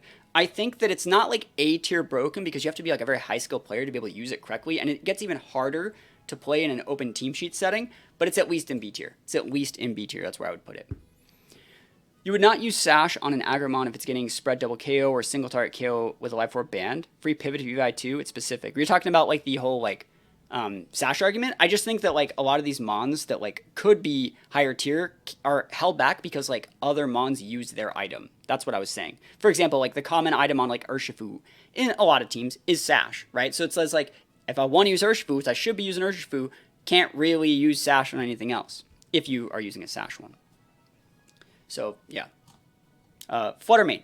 So, Fluttermane does not need any introduction. You know, we talked about how, like, I think that Tornadus is like the best new Pokemon from the home update. I think Flutter Mane's just the best Pokemon. I think every team like should have Flutter Mane. I don't think there's a reason why like you wouldn't have Flutter Mane, because even like Trick Room teams kind of just like splash one of these to make you like stay honest. I think it's really good. It's a good Sash user. It can be boosted, spexed, life orbed. Really, really good. It can be imprisoned Trick Room. It can be big Moonblast, Fairy, Terra damage. It gets Perish Song. It gets a lot of support moves, has wide coverage. This thing's basically like a little mini Shadow Rider and like a much better Gengar. So that being said, I would obviously still put Flutter Mane in the S tier. I'm not really ranking them in the tier anywhere, but I would just put Flutter Mane in S tier, obviously. Flutter Mane can be splashed onto any team, and it provides like an immediate ability to dictate the play of the game, while also come back if you need like a little bit of a comeback mechanic. And yeah, I think Flutter Mane's great, so that's where I'd put it. Roaring Moon. I've thought Roaring Moon was really good for a long time. I've thought Roaring Moon has been slept on for like a really long time. A Pokemon with like this base stat total, which is really high, that can boost her into almost all of its stats. You can go into speed, you can go into special defense, you can go into attack. This thing is really good. It gets Tailwind, Breaking Swipe, Snarl if you want to go defensive. It can go like Acrobatics, booster energy into like a really aggressive set if you want. It can be a secondary Tailwind user. I think this thing plays second fiddle to Dragonite in a lot of situations. And I see it more as like a, let's see, what other Mons get Tailwind that I would compare it to? Because I feel like it's like an off-tank Dragonite, but you don't really want to use both. So it's hard to say how I would describe it. It's kind of like how like everyone ran Garchomp in Series 1, but then like you also saw people that ran Hydreigon because they like worked together. This is like the second dragon in the format. And I really still like this thing, and I think it has a lot of value to still exude in the format. I think in singles, it's still actually really, really good. Really good. I think because it gets scale shot in singles, but I think it's so good. Do I want to put it in A tier? I don't. I think it brings with it a lot of weaknesses to common types that can be exploited. Obviously, being weak to the Urshis is not great. You have to tear away. Being weak to Flutter, auto loss in that situation, 4 times weakness. I think, and it gets like absolutely rolled over by things like Lando, and it's not bulky enough to be a secondary Tailwind setter, or a main Tailwind setter like a Corviknight would be. So I'm going to put it in B for now, but I personally think this Pokemon has a lot of potential, and I feel like maybe someone might do something with it at Worlds, because it has that good stat line that you need to do well, in my opinion. You mentioned this before about selecting EVs. You should build it to counter your counters, but how do you know what counters you? So you can actually like play a lot of games and figure that out, right? How do you know what you're weak against? So the obvious answer is play some games, right? Play some games and take some L's and find out what you don't like, right? Another thing you can do though is open up Pokemon Home, go to a website like Pikalytics, and then see what Pokemon check the Pokemon that you're thinking of using, so you can already see that stuff there. I would obviously recommend the playing a lot of games and finding out what your bad matchups are, and then calcing to be able to beat that sort of stuff, because you need to actually practice and play and develop that sort of stuff. You can't just like build the perfect team without playing thousands of games before, right? You got to play a lot to get better. So let's take a look at Iron Treads. And Iron Treads is another Pokemon that I think is really cool, but like no one gave any look at because like Great Tusk is better. But that being said, it's actually pretty cool. 106 is a really unique speed tier. 112, 120 here, stat line. Big weaknesses, though. Like, really big weaknesses. Every time I fight this thing, it's always way bulkier than I think that it is. And I've gotten it recommended on so many Patreon teams that I've used on YouTube. And every time I'm like, dude, this thing slaps, dude. I like it. Like, I just like it. That being said, I feel like I'm being generous putting it in C, because I feel it's not very splashable. It takes a lot of resources, and it's literally like a worse Landorus, right? It's a Landorus that has like a fighting weakness, like, and a ground weakness. Like, I don't want any part of that, right? Yes, it's a little bit faster, but I think I'd rather use something like a Garchomp, and I'd much rather use a Tusk over something like it too. So I feel it's definitely outclassed. I don't think it's like D tier, because like I said, whenever I use it, bro, this thing like for some reason just doesn't die, but like it can only do that once. And so it's like, I would say like Sash Tusk is like 1,000 times better than this thing. But it is very cool, and it gets some unique moves. And if you happen to play it correctly, it could be fun. But I think it also would be very hard to play in an open team sheet setting. We have Iron Moth. You guys remember when Iron Moth and Flutter was really big before Chi-Yu? I feel it's very similar to that this Pokemon's very similar to Chi-Yu. Now, let's take a look at like Chi-Yu and compare it, right? If we take a look at Chi-Yu and compare them both, Iron Moth has more special attack and more speed, and he can hold a booster to even go even faster if it wants. But it doesn't add the Beads of Ruin, and that's what makes Chi-Yu good. So Iron Moth is like directly competing for a team slot with Chi-Yu, and I feel like Chi-Yu is just so much better that Chi-Yu basically invalidates this Pokemon from existing. I would say at best you could put Iron Moth in the B tier, but I'm going to put it in the C tier because that weakness to Psychic means it's weak against the same things that some of the Urshies are weak against, the Water Urshie specifically. So like Iron Moth straight up takes the L to Cresselia because even though you're a moth, you look like a bug, you don't stab those things. So like Cresselia two-shots you with Psychic, Landorus gives you the D, Heatran walls all of like anything that you're trying to do. And yeah, you could Terra and you can try and make it work, but it's such an overcommittal. I'd rather run a Chi-Yu, I'd rather run a Heatran, and I don't think that like Iron Moth is going to be like the saving Pokemon on a lot of teams.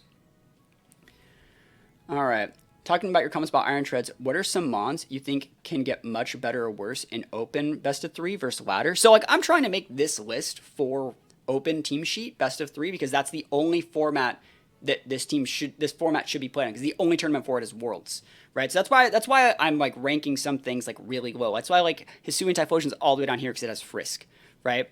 And like a lot of these Mons would be very reliant on like not a gimmick, but like a weird Terra or like they don't know I'm booster or like they don't know this or they don't know that versus like the Mons up here kind of just say like, yo, you got to be this tall to ride. That's basically it. Some Mons I think are much better or worse in open for best of 3. I think I might make that a video in like a little bit because that's a whole other topic. But basically Mons that can do like multiple different things. So like a good example from back in the day used to be like Togekiss. You used to just see a Togekiss and you're like, yo, that Togekiss might like Nasty Plot, it could go Thunder Wave, but it's definitely like Air Slash eventually or Follow Me in doubles. And then, like, there was a small time back when Togekiss used to be a normal type, too, where you could just go, like, Choice Band, Hustle, Extreme Speed, you're dead, you're dead, you're dead, you're dead. You force your opponent to over-respect the special wall bulky Togekiss, and they get rolled over by the physical one. And then, like, maybe... And that definitely always works on ladder. But then when you go to a tournament, that would never fly. They'd see, like, the Extreme Speed Choice Band, and they'd go, like, what the hell is this? I'm not taking an L of this, right? So stuff like that is a good example. Bring a Thundy T Rain team at the moment, and my Toxo, Calxilk, and Spicy. Are you still using Croak? I feel like Croak falls off really hard, but I'd be willing to give it a shot. I think like Croak with, I'm not going to rate Croak, but it would probably go in something like B. High speed fake out Mon, good defensive typing, great ability. I think Croak's one of those Pokemon that just gets a lot better in like restricted formats, but that's just my opinion. Let's take a look at not Venomoth. I don't know how Venomoth got up here. I also don't know how Wilutuff got up here. Take a look at Iron Hands. I think Iron Hands is great. I actually think in terms of like fake out users, I think that Iron Hands is probably the best fake out user in the format. We talked about Raichu having one of the fastest fake out users and Sneasler having a very fast fake out, especially if you have like an Unburden attached to it. But Hands is that bulky fake out user. This is the closest thing we actually have to Incineroar, right? Rillaboom gets fake out in U-turn. This thing gets fake out in Volt Switch. It carries the vest. It's very bulky. It gets Drain Punch for recovery, Wild Charge / like coverage moves, or some people want to run like Belly Drum or like some other weird sets too. It can run Ice Punch, Tech Landos. This thing's very good. You can splash this guy on your team and it's going to be great in so many situations. It's going to be great. Can I quickly run back the Moltres S placement? I made the video, the VOD is up on YouTube. I'm making this like part 2, but basically Moltres it's one of those Pokemon that is very, I don't really know how to explain it, but like Moltres it has those intangibles, and whenever like serious players need to do well, you always see them bust out the Moltres. Wolfglick's a good example of that. Used it multiple times over the year that it was legal, and I think it's just really, really good. Yo, we got Knighted Squirrel raiding with a party of 8. Yo, thank you. Appreciate it, yo. Appreciate it. How was your stream? But yeah, Moltres is just really, really solid. It's a solid Mon that can be used to dictate play and has like a very fast return on investment. So like one Berserk proc or one Nasty Plot, you basically just roll the game over and win. Fiery Wrath is one of the best moves in the game, and so I think that Moltres is a very good defensive typing, and it's just very, it's very rewarding for the little amount of effort it takes for the thing to get going versus something else that's like you have to have like a whole combo based team to get like the same level of busted without Moltres. You don't need Dynamax. In some situations, I think like Moltres, I'm not going to say it benefits more from not having Dynamax, Yo, man, it's really been 4 months since Charlotte. Yo, it has. Yo, it has. It doesn't feel like it, right? It really doesn't feel like it. But thank you so much for stopping by. I appreciate it. Thank you so much for the resub as well. I do appreciate it, and hopefully you had a great stream. Yeah, I think Moltres, it's not like it benefits more from not, I mean, Dynamax is obviously Airstream's great, but, I mean, being able to always hit those AoE fiery rats, like, also, like, I think Moltres, I think the biggest thing, if we're going to go back to the video I recorded the other day and talk about it, Moltres has a great matchup against every single Mon that's in, like, the S, not every Mon, but most of the Mons are in the S and A tiers, right? It's good against Cresselia, it's good against Heatran, good against Landorus. Thundy's meh, but it won't kill you, right? And then Urshifu, yeah, I think Moltres can hold its own against a lot of Urshifu forms. It's decent against Flutter Mane. It forces a Flutter Mane to a very specific playstyle, and even like Dazzling Loops or Moonblast, you can EV train yourself to not die and get the Berserk proc and reply back. It's good against a lot of these Pokemon in the A tier as well, so it just has good matchup against stuff. Very, very solid Pokemon. You can also splash it very well. But yeah, going back to Iron Hands, I think Iron Hands is the best fake out user in the format. You can splash this guy. It's very easy to play. I would definitely put Hands in the A tier, and I think that might be a little high for right now because I feel like people are still trying to figure out the meta. So I feel like having a very solid Pokemon like Hands is like a late game anchor. Kind of just comes in and says like, bro, I'm gonna fake out this, I'm gonna Drain Punch that, and then like I'm too fat for you to KO me, right? That's literally how Hands likes to play. You shouldn't really be leading with Hands, I don't think. Obviously you can, and that's a whole part of like why it's a good fake out user, because it adds to so many different things. Like imagine if like you had like a Trick Room team with like a Cresselia, maybe like a Lilycole, maybe like a Redirection and like another Trick Room Super like an Ursaluna. Well, they could be like, well, as long as like they would say, well, I can just go double AoE against that, and they don't have any checks. Well, if you had a Hands there instead of like maybe their Saluna, they have to like also respect your ability to go fake out Trick Room, which like changes their lead options and forces them to have like Ghost Terras or Covert Cloaks or things like that. And so like I really think Hands, like someone's saying in the chat, like it keeps people honest and it's just a solid mon. So I really do like this Pokemon in this format. I expect to use it a lot. Taking a look at Iron Jugulis, the Jugs. Let's go. So Iron Jugulis is cool. Again, we talked a lot about how I think a lot of these Pokemon, as well as like a lot of the Hisuian Pokemon, this one's more geared towards singles, I would say. 108's a very niche speed tier. You don't need all that speed. And then like 122 is great. I think this guy's best on like rain teams. The only team that I found that I really like this guy on is like the couple variants of like rain manual electric terrain, because you get the Quark Drive boost and then you can go for like hurricanes and like other really, really cool stuff. That being said, it does get Tailwind, it does get Snarl, it gets a lot of like really unique moves. This thing's most common Terra is Steel, but then it doesn't have Levitate like a Hydreigon would, so you still have that big ground weakness. And it's not that it's worse, it's just different. Like, I would not compare this thing to a Hydreigon. I would compare Iron Jugulis to Noivern. I would compare Iron Jugulis to Noivern. They're more similar, in my opinion, because with Noivern you'd go like Protect, Tailwind, Dragon Attack, maybe Secondary Stab, or like Coverage move, and that's the exact same moveset you want to go on a Jugulis. Maybe if you want to use Taunt, you could use Taunt, right? It's not fast enough to set Tailwind, but it can booster, right? Or you could Sash it. Man's assuming I know what a Noivern is. That's the thing, is it's like, it's Noivern. It's just a Noivern, right? So that's just my opinion on Jugulis. I think it's okay, but you wouldn't really ever have a spot in it loses to almost every single one of these Pokemon up here, right? It's like every single one of these, bro, just takes the L to them, in my opinion. I could be proven wrong. I don't think it's worse enough. I don't think it's D tier bad, but it's definitely just like mid, and that's just kind of how it works. It's kind of like Galarian Moltres. Like in Regulation Series 2 and Regulation C, a lot more usable. Maybe even a B tier. I think Wolf, like, didn't you like top cut a regional with it? Like, it's not bad, right? Yeah, like it's hard to use and takes a lot of resources. Let's take a look at Iron Thorns.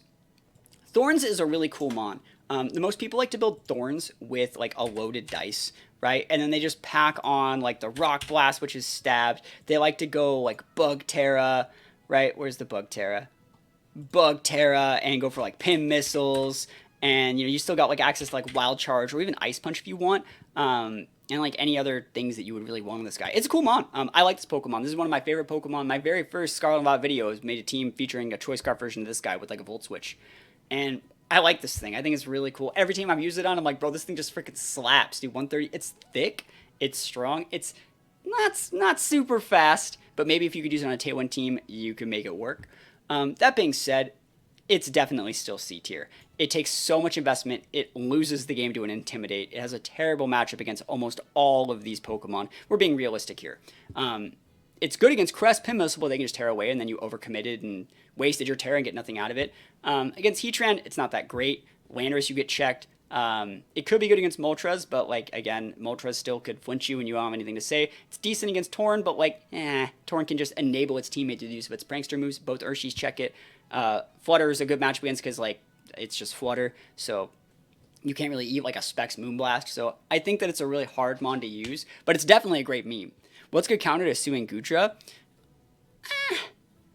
That's the thing, like, Hisuian Goodra is very teammate reliant, so, like, what I've found when I've fought against Hisuian Goodra, Urshifu can't crit it, right? So Urshifu's not that great of a check, in my opinion. Yeah, Taunt's a good one. And I've been packing, if you actually look at a lot of the teams I've been using, I'm packing, like, 2 or 3 Taunts a team, I feel, in this early format. I've actually found Spore to be pretty good, because they don't run Sap Sipper, they run Shell Armor. Guard can be good.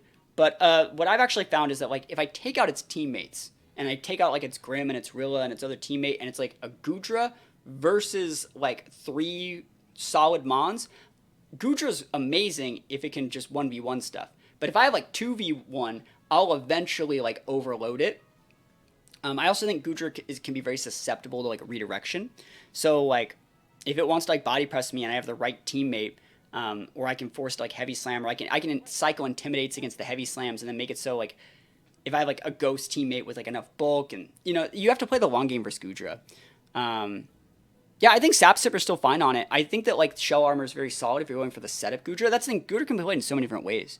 Moongus can beat Terra Grass with Clear Smog, but that's the thing is, like, would you Terra in front of a Moongus? You wouldn't if it was open team sheet, which is what the format's for. Knock off its leftovers. Yeah, there's so many different things you can do against it. But I do think the Goodra's still very good. It's not counterless. It's just you have to use your brain. That's the counter to Goodra, using your little brain. So we're gonna take a look at Bundle. I think Bundle's still really good, actually. I think that Bundle's, it's not better than it was in Reg C, but, like, if we take a look at what the meta is, it's like, bro, I check this one, I don't check Crest, but, like, I can force that Heatran to Terra, I check this Landorus, I can fight that, I can fight all these things with Bundle.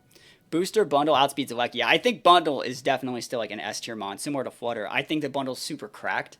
And, like, you can kind of just, like, have your bundle. And I'm not going to say we have, like, an overload of things that are strong. But, like, bro, there's no way you can check, like, all these other S tiers while still dictating enough resources to check something as fast as that bundle. Because even, like, a booster bundle outspeeds, like, Tailwind Mons, right? It's so good. Yeah, it's not going to get Scald.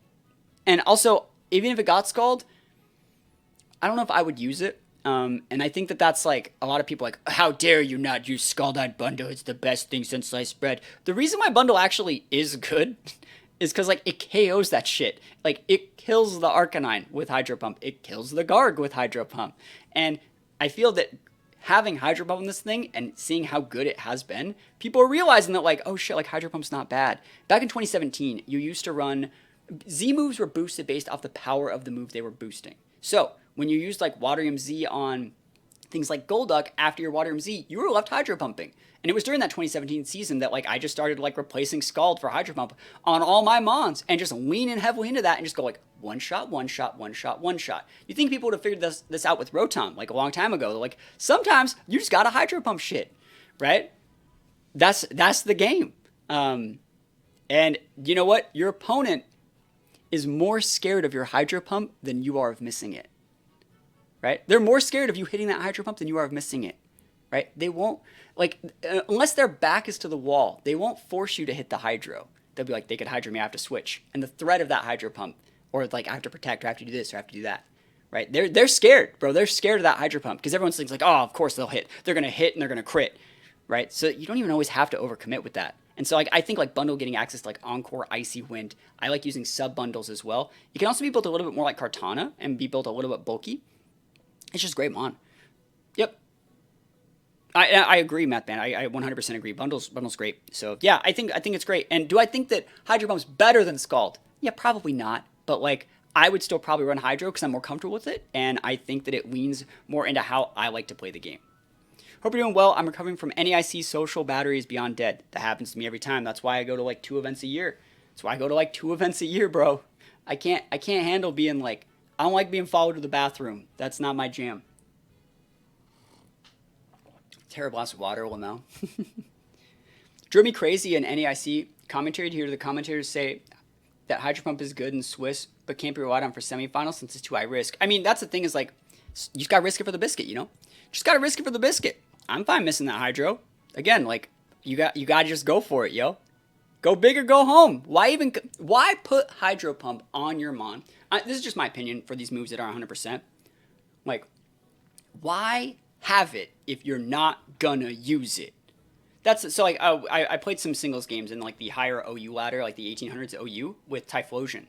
And this guy led Heatran, and I led Hisuian Typhlosion, and I focus blasted his Typhlosion, or his Heatran, and it died, and he said, like, noob, like, can't believe you run that move, sucks so much ass, like, who would go for that? And I'm like, why not? Like, what? That's what it's for. Like, I literally put it on there so I could hit Heatrans, and I found a Heatran, so I hit it. That's the thing. It's like, if you're not confident in using a move, don't run that move. Like, don't even put it on there. If you're not going to use it in the situation which you put it on there to hit. That's what I mean. Like, if you're not going to use it in the perfect situation, you don't need it. Right? So anyways, that's just my thoughts on that. Iron Valiant. I actually really like Iron Valiant in this format. I think the rule of thumb with Imprisoned Trick Room users are you need to have Ghost typing, right? Otherwise you have to force to Terra, right? So we got Iron Valiant here. And I think in terms of, like, Imprisoned Trick Room users, it's very good because it's one of the few mons that can also go Imprison, Trick Room, and then this Wide Guard. And you imprison their Wide Guard is what you do here. And so you can go, like, Booster here too. And then you can also, like, imprison, like, the Flutter's Moonblast if you want to have, like, a set like this. So, like, there's a few situations where stuff like this, obviously this falls off an open team sheet, so I don't think it's great. If you were playing this guy in open team sheet, I feel he'd be very sash reliant and stuff like that. I think he'd be able to physical or special, doesn't really matter. But I think it's at least a B tier mon. I would like to put it higher, but this is the best that Iron Valiant's ever been in this format specifically, because, like, I think it has a good matchup against things like Urshifu's. If you want to booster over some of these guys or enable it with, like, a Tailwind, it could be good. And yeah, I think it's just a solid mon. It's definitely like a glass cannon, but it's access to, like, Feint and a bunch of other unique support moves too. It can be built physical or special. Iron Valiant's a great example. We're talking about, like, things that are great in great in closed team sheet that are not that great in open team sheet because they can see, like, are you sashed? Are you booster? Are you physical? Are you special? You know? Iron Valiant is like a jack of all trades, master of none type of Pokemon, and I definitely like it, so I'd put it in the B tier. We got Tinglu. We're starting up the Ruin Mons. And these Ruin Mons are weird to rank, right? The Ruin Mons are weird to rank, right? Because the defensive ones, Tinglu and Woxian, they cut the damage of all special attacks or physical attacks from your teammate, from both opposing Pokemon. And so I've generally thought of those Pokemon as, like, okay, that's basically just like giving my teammate Friend Guard. It's Friend Guard, right? It's obviously better than Friend Guard, and Tinglu, even if Tinglu had, like, pressure, I'm not gonna lie, if Tinglu had, like, pressure, it'd still probably see play. It's just a really good Pokemon. But I definitely think it's fallen off, just because, like, most people I would say are running, if they are running a Landorus or ground type, they're running a Landorus over that slot. I feel like Tinglu gets hard checked by the Urshies, especially the Water Urshie. It's forced to Terra away, basically. Obviously, bad match against things like Flutter. I think that it's fallen off. Obviously, yeah, Fisher's fallen off too, because there's so many more flying Pokemon in the format. That being said, it's not worse than B. Do you guys think it should be A or B? I'll leave it up to chat for this one. Because it's still Tinglu. Like, there's still a whole mechanic, right? It's still, I guess, it's a whole team. It can be good with Goodra. Like, it's hard to say. It's hard to say. We're seeing A's and B's.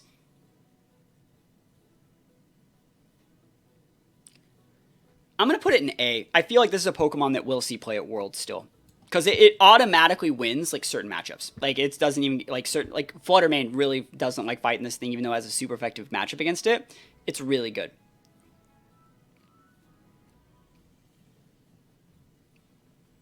Except for Woxian are at least A. No, I would agree. Yeah. So let's take a look at Shempao. I put Shempao in S. I still think Shempao is the best room Pokemon. That's just my opinion. Very, very solid. We're still seeing Shempao Dragonite. It's still here. It's not going anywhere. It's really good. 135 base speed. Speed has that flutter. Sucker Punch. Sacred Sword to be able to go through some of those Goodra boosts. That's one of the ways that I like to beat Goodra. Love this Pokemon. Love this Pokemon. I'm also going to be doing the same tier list for singles later on this week. So if you want to see the tier list made for Battle Stadium singles as well, we will be doing that as well. And for Wo-Chien, I'm just going to rank these guys all four basically pretty easy. This is the one that lowers attack, and I'd much rather just use like an Intimidate user. That being said, Wo-Chien's cool, but like I feel like there are better walls that are available now. At the end of the day, this Pokemon can be so cool, but it's just like a Leech Seeder, and I'm going to put it in B for that. It's obviously really good, and if you Terrastallize it correctly, it can 100% like win the game. It's definitely has a place for Wo-Chien, but it's not like as big as it was in previous formats. It's not like Ting-Lu broken, I would say. And I would say that the Urshi still check it a little bit. It has to Terra, otherwise Urshi just comes in and just like slaps it up. It doesn't matter that they get an attack drop. They kind of just do a lot of damage to it. Heatran is a good matchup to it. Tornadus has a good matchup into it. Like, it's B at best, in my opinion. I say last but not least, Chi-Yu's last but not least. I think Chi-Yu should still go in S. I really do. And this is going to be my opinion, and you guys can feel 100% able to like check me on this. But I think Chi-Yu should be an S. You know, we've used it as a reference point for so many of these other Pokemon. And it's not that Chi-Yu itself is broken. 100 base speed, not really amazing, right? What is it, like 135 special attack? It's great, but it's not like amazing. Dark Fire typing is good. But it's that it enables its teammates to do well. Flutter Mane is so good that like this thing, it lets Flutter Mane get KOs it wouldn't normally get. I think it gets Taunt. It's good against Sunroom. It's really good. Dark Fire typing. Chi-Yu enabling its partners. Yeah, I'd still put Chi-Yu in S. It might be too high, but just from the small amount of testing I've done with Chi-Yu in this format, I really like it, and I think that it's not nearly as good as it was in Reg C, because Reg C kind of like you picked Shampoo or Ting-Lu or Flutter, or not Flutter. You basically picked a Ruinmon and you built around that, but I think this is a very good Pokemon. It's the other side of the Crest coin. Yeah. No, I think that's great. So yeah, I think Chi-Yu's just very, very good. So we got through all the Paradox Pokemon, all of the Hisuian Pokemon, all the other stuff. The last thing that I want to rate are just a bunch of good Pokemon that, you know, are meta fillers. We've never really rated these guys on a tier list before. You know, I've only ever rated like the returning Pokemon or like the Paradox Pokemon, but now we're going to just rate like random Mons that I still think are really good that you guys should be respecting when you get into the team preview. And first up is Armarouge. And Armarouge, it clashes a little bit with Heatran, right? Let's take a look at both of these Pokemon. Heatran is a 130 base special attack, this is 125. It's not as strong as Heatran. It arguably has worse defensive typing than Heatran, but the reason why I compare both of them is because they both have Flash Fire, right? Heatran it's a little bit faster, which means it can taunt this guy, which is very important. Heatran's obviously a lot bulkier, especially on the specialty side. So that being said, it's not that much worse than Heatran, so you would think that Armarouge is like automatically an A tier, right? It also gets access to like Wide Guards, Trick Rooms. It gets so many cool things. I still really like Armarouge, and I think like if I was going to a tournament for this format, I would use Armarouge. Case in point, the team that I built to like get back to Master Ball and like my first real team for Regulation D ranked, it basically was 100% built around enabling Armarouge to do well. Expanding Force is like cracked, right? Yeah, there's a lot of dark types, but like they don't like eating other moves. So it's the only Expanding Force user in the format. It gets Trick Room. It can do so many cool things. I have some crazy Armarouge tech to show you guys in about 2 weeks when I finish my team. It's literally broken, right? It's broken. I'm about to break the game with this team. So that being said, I can't put it very high because it falls prey to the same type of things that so many other things deal with. You have to 100% team build around this guy. You have to have an NDD, right? So that being said, I'm going to put it in B. But I really think that like Armarouge is cracked, bro. Cracked. I think Armarouge is busted. And like I know for a fact that like you can't S tier it. But it's good. It's good. Take a look at King Gambit, a Pokemon that I haven't actually seen that much in this format. I've not seen a lot of King Gambit. It gets Defiant. It's probably the best Defiant user in the format, right? 135 base attack, low enough speed to work. It can tear away into multiple different types of things. It gets Corto Cleave, bypasses Accuracy Check, Sucker Punch, Iron Head. It's good. It's a good Pokemon. Haven't seen it that much. It's meh against Heatran, probably not great. Bad against Landorus. Good here, good here. It has to tear away from Urshifu. It's great versus Flutter, great versus Bundle. It can be good versus Shempao. Even Sabretooth doesn't always OHKO it, and you could always tear Elastos away and KO the Shempao, and then, like, what do they do, right? So, I think that it's a good Mon. It could... I'm not going to be surprised. Like, King Gambit's one of those Pokemon, I will tell you right now, we could put it in B, and we could say, like, yeah, it's a good Pokemon. More people should use it. And then, like, at Worlds, they're like, holy shit, everyone brought King Gambit. Why? And that's because it's good, right? You're never gonna, like, good players bust out the King Gambit. Joe UX9 feeling fine out here. King Gambit, just this is the Pokemon that the good players use when they want to win their games, right? Same thing goes for, like, that Moltres thing, right? So I like this Pokemon in this format, and more people should use it. It's really good. And the reason, there's like it's not like a paradox, but, like, if a Pokemon is, this is the reason why Heatran's in S, by the way. Right? Heatran is S tier because it is capable of winning the game all by itself. It really is. It has the damage, it has the damage mitigation, the good typing. You need to overcommit to check Heatran. So, if you need to overcommit to check Heatran, Heatran says, I know what you're doing. I don't even need to come. And King Gambit's the same way. And then even if you bring the King Gambit, it can still tear away, it can protect for a turn, it can swap to something. You still have to respect those slots. Otherwise, you do lose to this Pokemon. It commands so much board state. And a lot of it's tied to these Pokemon like Heatran, Landorus, King Gambit. They have those 4 times weaknesses that say, bro, this is your shot. I'm dangling on a string. You can get me off the board. You can win the game. And you have to respect it. You have to. I mean, unless you're just, like, blatantly reading them. Or, like, saying you're not doing that. And who wants to, like, qualify for Worlds, go to Worlds, and do all that stuff and say, like, nah, he won't attack. He won't sucker punch me with King Gambit. No one's doing that. Like, they're respecting. They're going to put themselves in situations where they don't have to make that 50-50 play, right? And so I think King Gambit's really good, and I think it's going to be everywhere at Worlds. It's just solid. I don't think Heatran is S. It's good. It's really good. People run Heatran on ladder bad. You wait till you see some good players play Heatran. Maybe go back and take a look at, like, Heatran play in, like, 2018, 2015 especially was a great year for Heatran. Wait till you see some Gavin Michaels Heatran, and you'll see what I mean. That Pokemon is, like, fucking crack, bro. Eruption Heatran days. I think Heatran Eruption was only legal back into, like, 2013, right? And you had to run a quiet Heatran. It was the only one that was, like, legal. Taking a look at Annihilate. I think Annihilate and Mouse are still actually really good.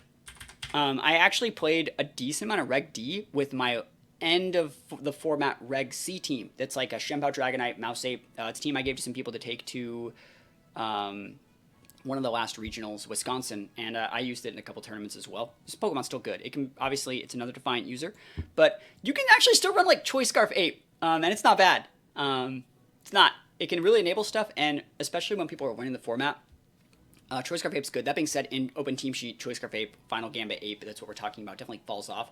I definitely still put Ape in B, though. It's way better than C. This Pokemon has, like, all the stats in all the right places, and has a good match against enough of these Pokemon to be very good.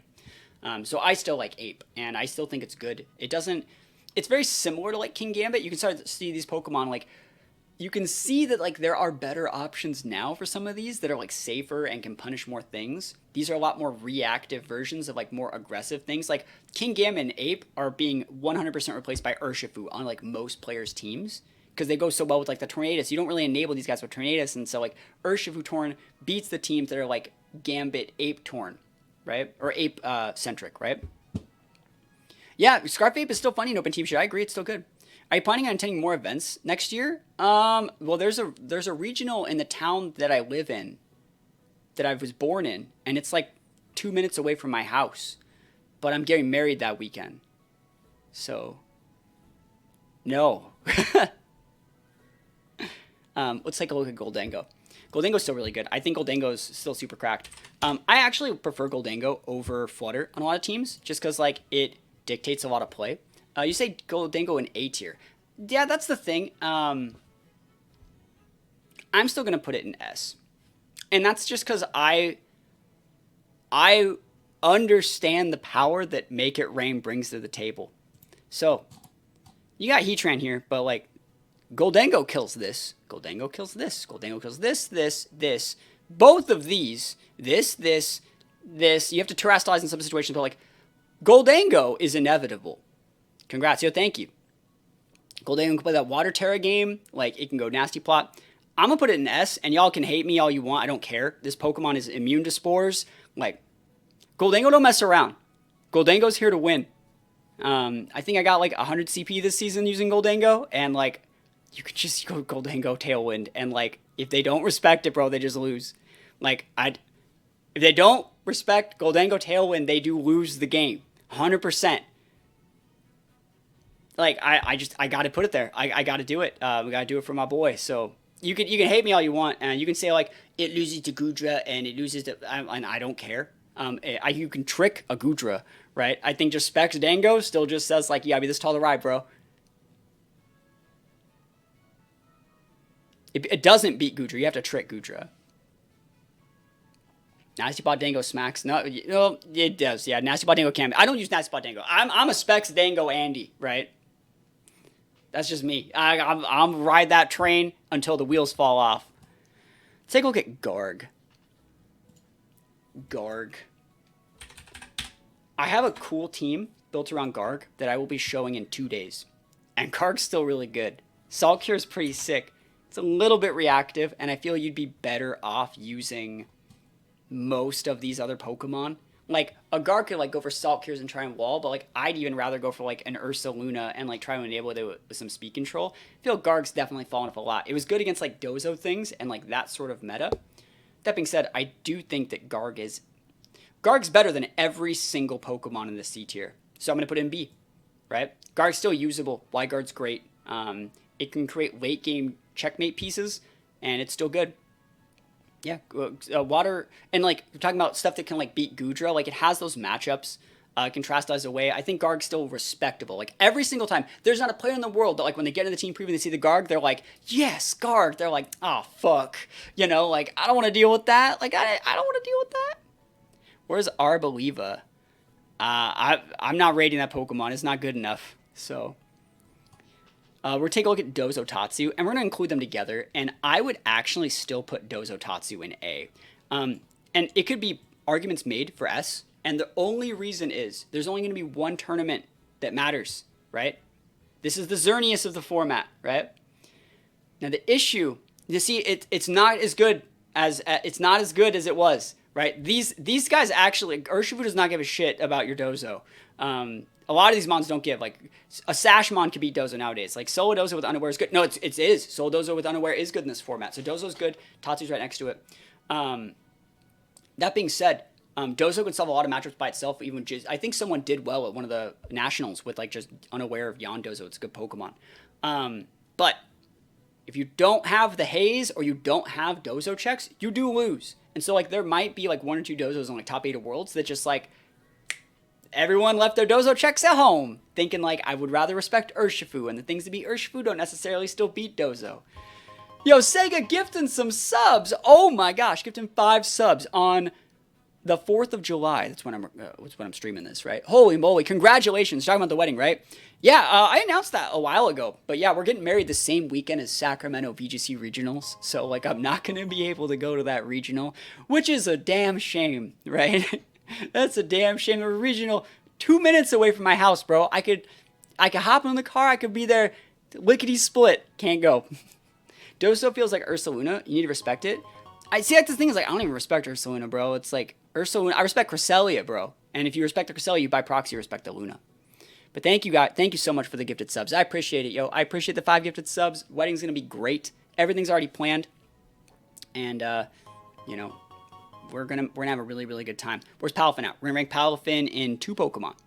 But yeah, I'd still put Dozo in the A tier. I think it's very good. We're gonna rank Baxcalibur next. And I still think Baxcalibur has a lot to offer in this format.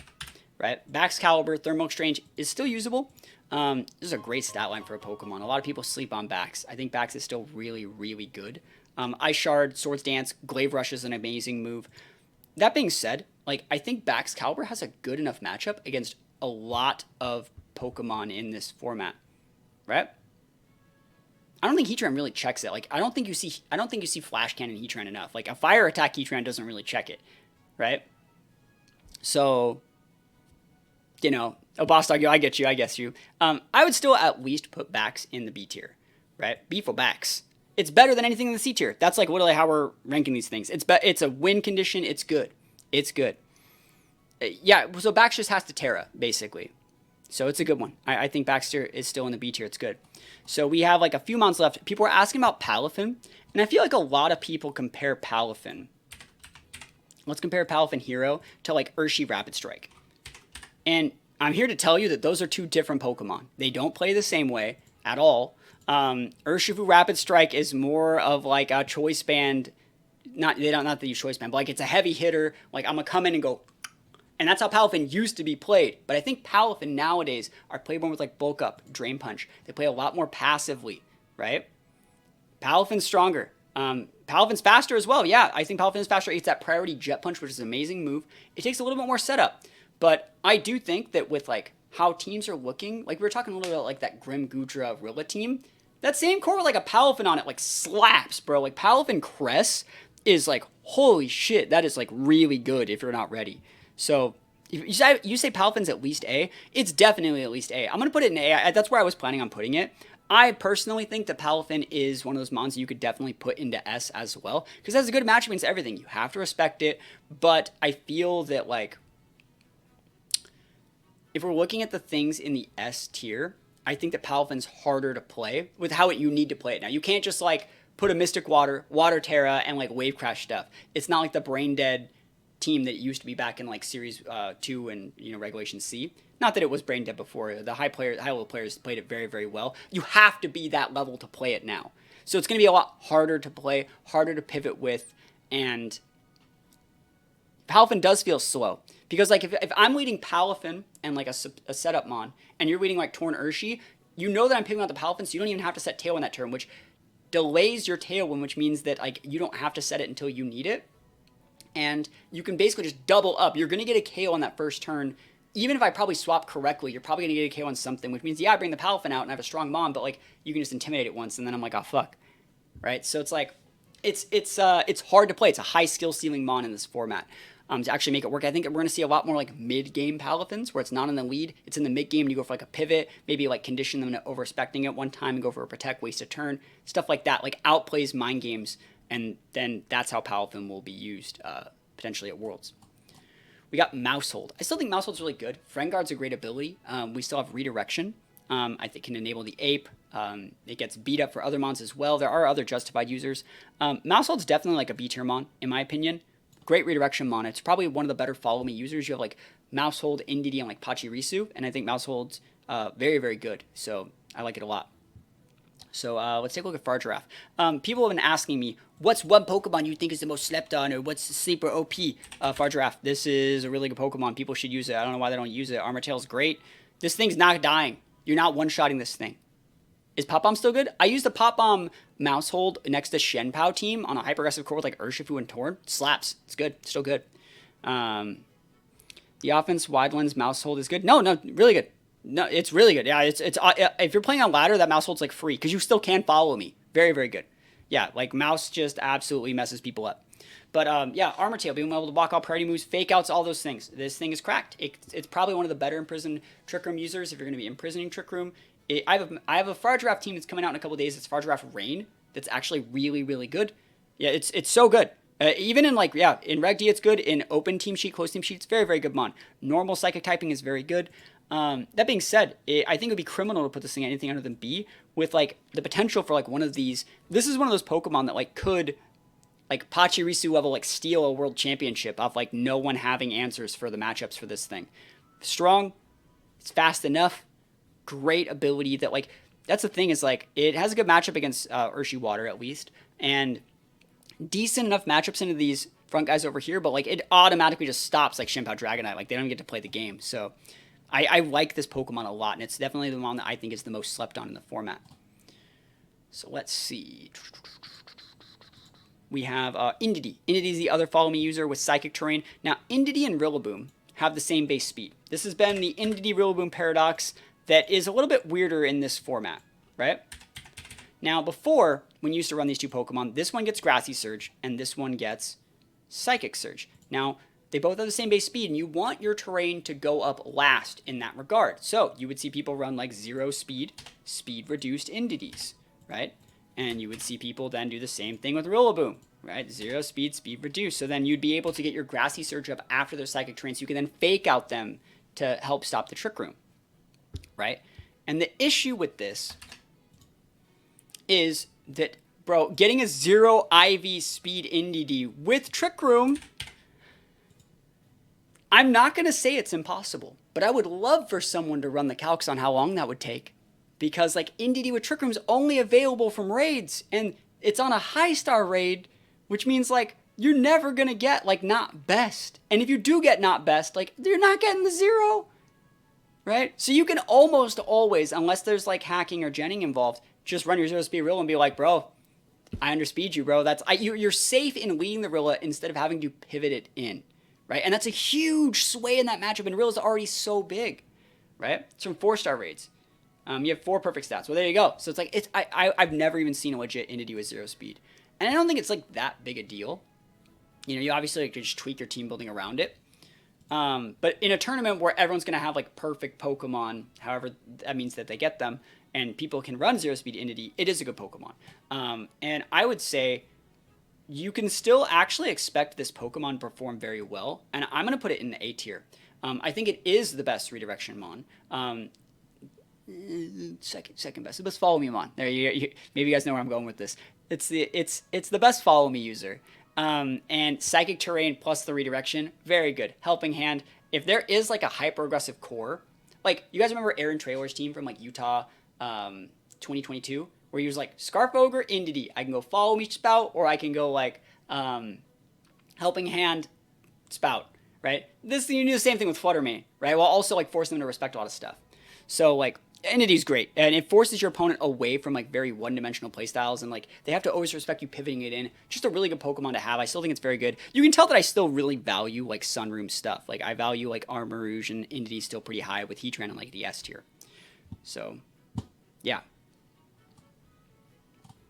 Dragapult. Dragapult's actually still good. All right. Take a look at, well, let's just take a look at speed tiers for this format. You have Regieleki, very fast. Electrode, not that great, but Hisuian Electrode's okay. But then, like, Dragapult. Faster than Flutter Manes, faster than Bundles, faster than everything. I still think Dragapult's really good. Like, really good. I still think it's, like, really, really, really good. Is it, like, S tier good? No. Is it, like, A tier good? Also, no. I think in singles, it's cracked. But I think it's just a B tier Mon in this format. It's just kind of hard to use. And yeah, it can kind of fight these guys. Good matchup against one of the Urshies. But I feel that like Pult is one of those like combo-y teamy Mons. It's like a better Zoroark because it enables things. It enables policy procs. These are all, it's a ladder Mon, right? Like it's a ladder Mon.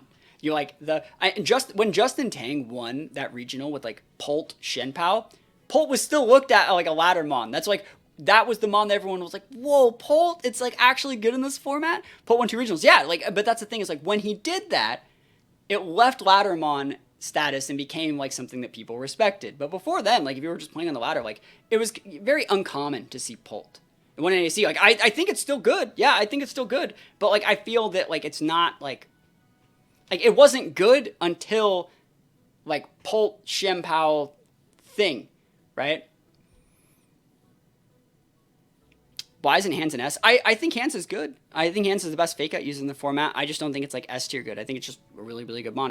Like my reasoning for like why something like Hands is in A tier is because it's more of like the Mon that you put into your team to like smooth matchups and not just something that like dictates the play of the game and wins by itself. It's a good Mon.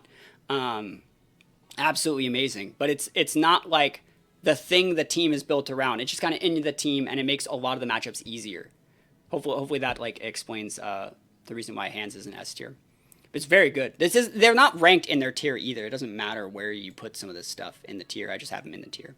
So yeah, I think that like Pult's still really good, but I just don't see it being better than like some of these other picks. That's just my opinion.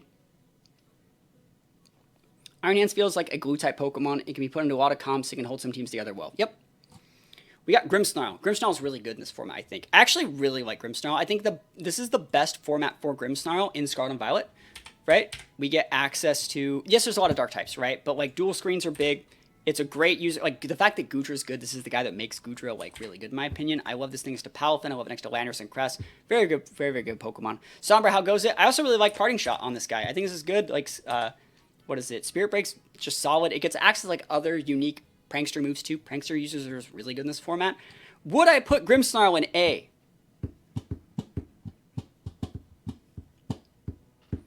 And this is like talking about going into the wood. I wouldn't, or going into worlds. I wouldn't put it in S. It's not an S tier mon. Thundurus is probably better than, Tornadus is better than Grimm. It's just a different way. We're getting some Reg D stuff for a bit. Yo, happy to hear it. I think I'm going to put it in A tier. I think that Grimmsnarl is good enough to respect in that situation. For what it does, as far as like dual screeners do, the only two ones that are like prankster dual screeners are like this and Klefki, and they're actually both really good. Why isn't the thing S tier? I feel it's very few things that can stop it. Well, that's the thing is like, when you stop Ursaluna, you're not stopping Ursaluna, you're stopping its Trick Room from going up, or its variant of speed control. So that's not like an Ursaluna tied thing. So like, that's not Ursaluna's strength, that's like Cresselia's strength, or like its Indeedee Trick Room Redirection Setter strength. Same thing why like Torkoal isn't like S tier when we get to Torkoal. Yeah, I think Grimm's really good. Grimm's really annoying to beat too, and like a good player playing Grimm correctly is very hard to beat. So I would still I put Grimm in A. I think it's fine. I think it's probably like maybe it won't be at Worlds at all. It could be like a B tier mon, but like I think it's good. Let's take a look at Mimikyu. I think Mimikyu is still worth including in this, just because it is one of those mons that can be used to correctly flowchart teams that need Trick Room. Like a Mental or Mimikyu next to Redirection Mon will get up Trick Room every time, barring like a Rock Slide Flinch or like a Imprisoned Trick Room. So you can get Trick Room up. So if Trick Room is like the thing to use at Worlds, Mimikyu is usable. That being said, for that reason alone, I'm going to put it in the B tier. I don't think it's A tier good. I think it does fall off. It obviously loses the game to an Intimidate. It's not S tier. It's not nearly as strong. It's not strong enough to check a lot of these things anymore. And it actually gets undersped by Urshifu. So it's like, it definitely is harder to use in this format. But it's good. It's still definitely worth respecting. All right, here we go. Volcarona. I think Volcarona is a good Rage Powder mon. We've talked a lot about like Volcarona, and we compare it with Moltres. And I think Volk is still worth mentioning because it can potentially like block Urshie's. Or Urshie Water. Urshie Water is everywhere, and that's like the thing, and like it's Urshie Water, ride or die, and you're just the guy that wants to do this. You can create a situation where their whole team doesn't work. Their Xianpao, Urshifu, Tornadus thing just doesn't fucking work anymore. And like Volcarona is one of those Pokemon, I've said it for years, you do not see Volcarona rise in usage until the end of a mature format. It's very rare that someone just like at the very start of the format like ride or dies Volk. It's mostly like people realize eventually they're like, wow, this is like a pretty fast redirection mon that has like really good coverage, and once the meta is fully understood, Volk can do well. So I don't know if we'll actually get to a point with that with this format, but like it's a good Pokemon. It's a good Pokemon. I'm gonna put it in the B tier. It's a faster redirection mon, and I think redirection will be. You should have some form of redirection in your format, and I think it's great. Can I get a link to the tier list? Yeah. I think that works. So, there you go. But I think it's good. I feel like you don't really... I'm not a big fan of Quiver Volk. I would go, like, Protect, Rage Powder, maybe, like, Wisp, or maybe even, like, a Struggle Bug. I'd make it more support. But, like, they would put, like, Quiver on, like, a Giga Drain set, right? So, yeah. Yeah, I'm not a fan of Articuno. Does Urshifu really underspeed Mimikyu? No, Urshifu outspeeds Mimikyu. Sorry, right? Doesn't it? I'm just gonna check this shit. I don't fucking play this game. Urshifu's 97, right? Yeah, Mimikyu's 96, right? Mimikyu outspeeds Arcanine, right? So Mimikyu's 96, Urshifu's 97. Yeah. Articuno's great in snow, but snow's ass, right? So it's like, that's the answer to that question. Alright, so we're taking a look at Amoonguss. So remember when I said, like, Indeedee was the best redirection mon, and then I corrected it to best follow me mon? It's because Amoonguss is the best redirection mon. Amoonguss will be S tier. This is the Pokemon that says, hey, you're trying to, like, play anything? Like, I'm Amoonguss. You got a sash, like, not for long. Oh, you want to go to bed? Like, you go to bed. Like, Amoonguss is Amoonguss. It is inevitable. It will be... It's every, like, not every, because it wasn't on Big 6, right? But, like, every other, like, stupid core that's, like, dominated the game, like, Amoonguss is on that shit. Like, Chalk, that's not, like, a Kang team. It's an Amoonguss team, bro. Like, Amoonguss is among us, and it is just big. It's just, you could just put Amoonguss anywhere, and it's probably good, right? Yeah, and then good players playing Amoonguss get even better, right? The Amoonguss is pretty cracked. Pollen Puff Spore, Redirection. You can even put like a little bit of special attack investment on an Amoonguss, and make it Oko Ursaluna's with like Leaf Storm, which is what I've been doing, and it's been great. So Amoonguss ruins the game. Yep. So it's like, that's Amoonguss. That's Amoonguss. We're on like the last line of Mons that I want to feature. I think Gothitelle will actually see play at Worlds. Shadow Tag is actually still good, and it actually gets better when players like aren't really expecting it. So, for example, you guys remember when like Wolf won that regional with like Perish Trap? Very high skill ceiling. Like, he did great.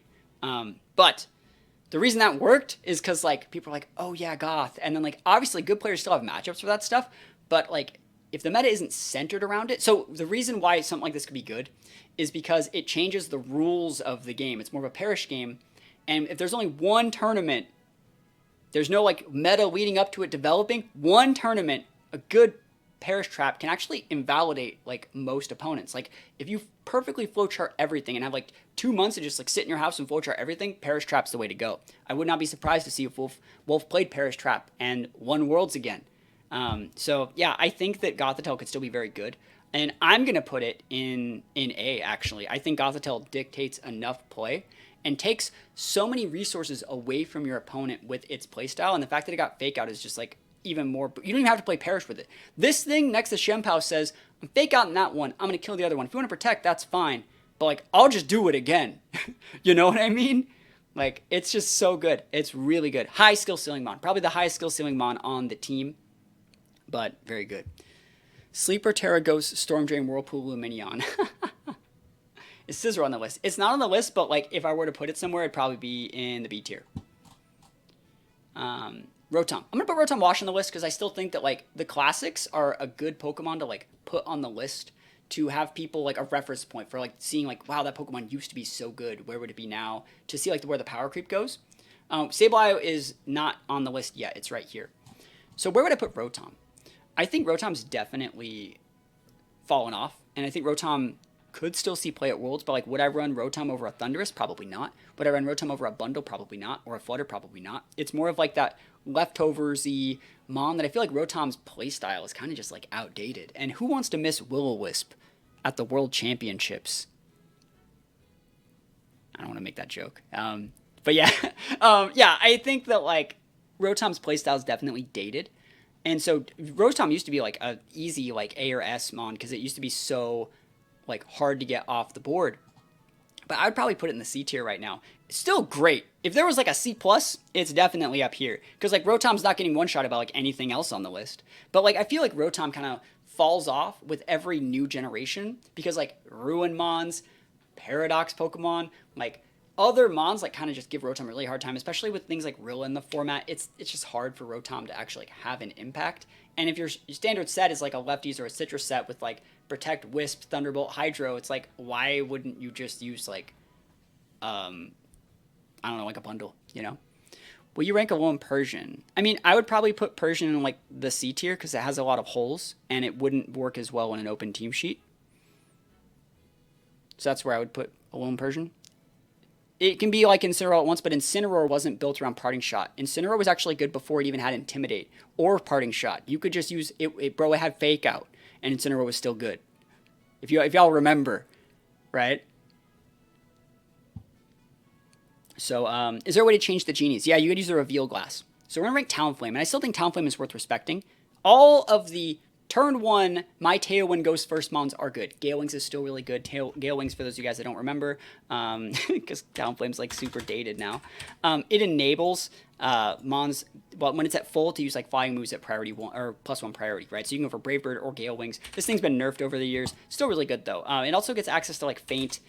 If there was a core that featured like Earthquake-esque tech, this could definitely still be seen as a good Pokemon.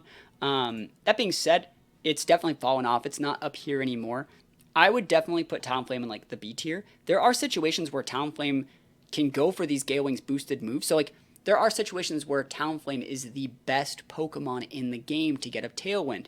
Because if I were to use something like a Tornadus, and sorry, let's say I were to use something like, yeah, let's use Tornadus, and my opponent is also using a Tornadus, they could actually be a full speed Tornadus and say, I'm going to taunt your Tornadus, so you can't use taunt, or you can't use Tailwind. And maybe even if we're speed tying, I lose a speed tie, I get taunted, I don't get to play. Talonflame has a higher base speed than Tornadus. I set Tailwind, they taunt, it doesn't work that way, I already got the Tailwind up. They have to trade Tailwinds with me, and so if my teammate is better than their teammate, I would win the game in that situation, or I would have a better turn.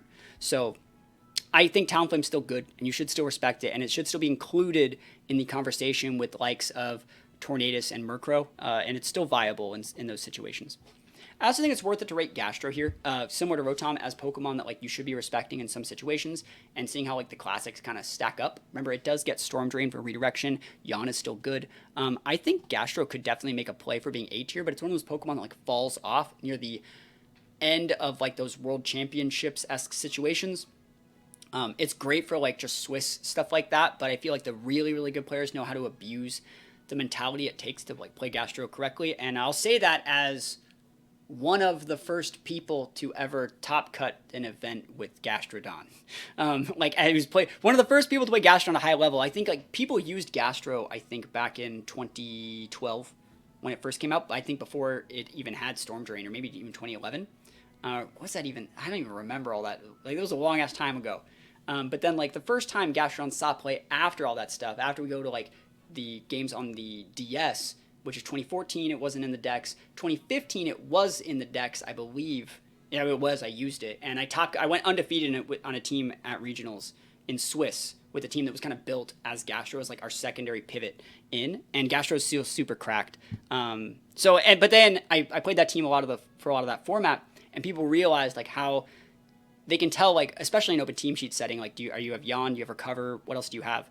Gastrodon is good, right? And it could be A tier good, but I think it's going to be in B. Because it's harder for Gastrodon to win the game by itself. And while it is good, it's just not like the Mon that wins everything anymore. It's not the checkmate piece I think it used to be. And especially with like less Palafin and less Dozo, we're going to see less Gastrodon, obviously. It's good against Urshifu, but Urshifu can still close combat it. Like when you checked that Palafin, like they were fucked, right? So I think the Gastrodon's fallen off just a little bit, but it's still definitely usable. Garchomp. Where does Garchomp lie in this format? And the question is, why would you use Garchomp over something like a Landorus? And the only thing that separates these two, there's actually a million things, but the biggest thing is the Intimidate versus non-Intimidate. And in previous formats, it used to be closed team sheet.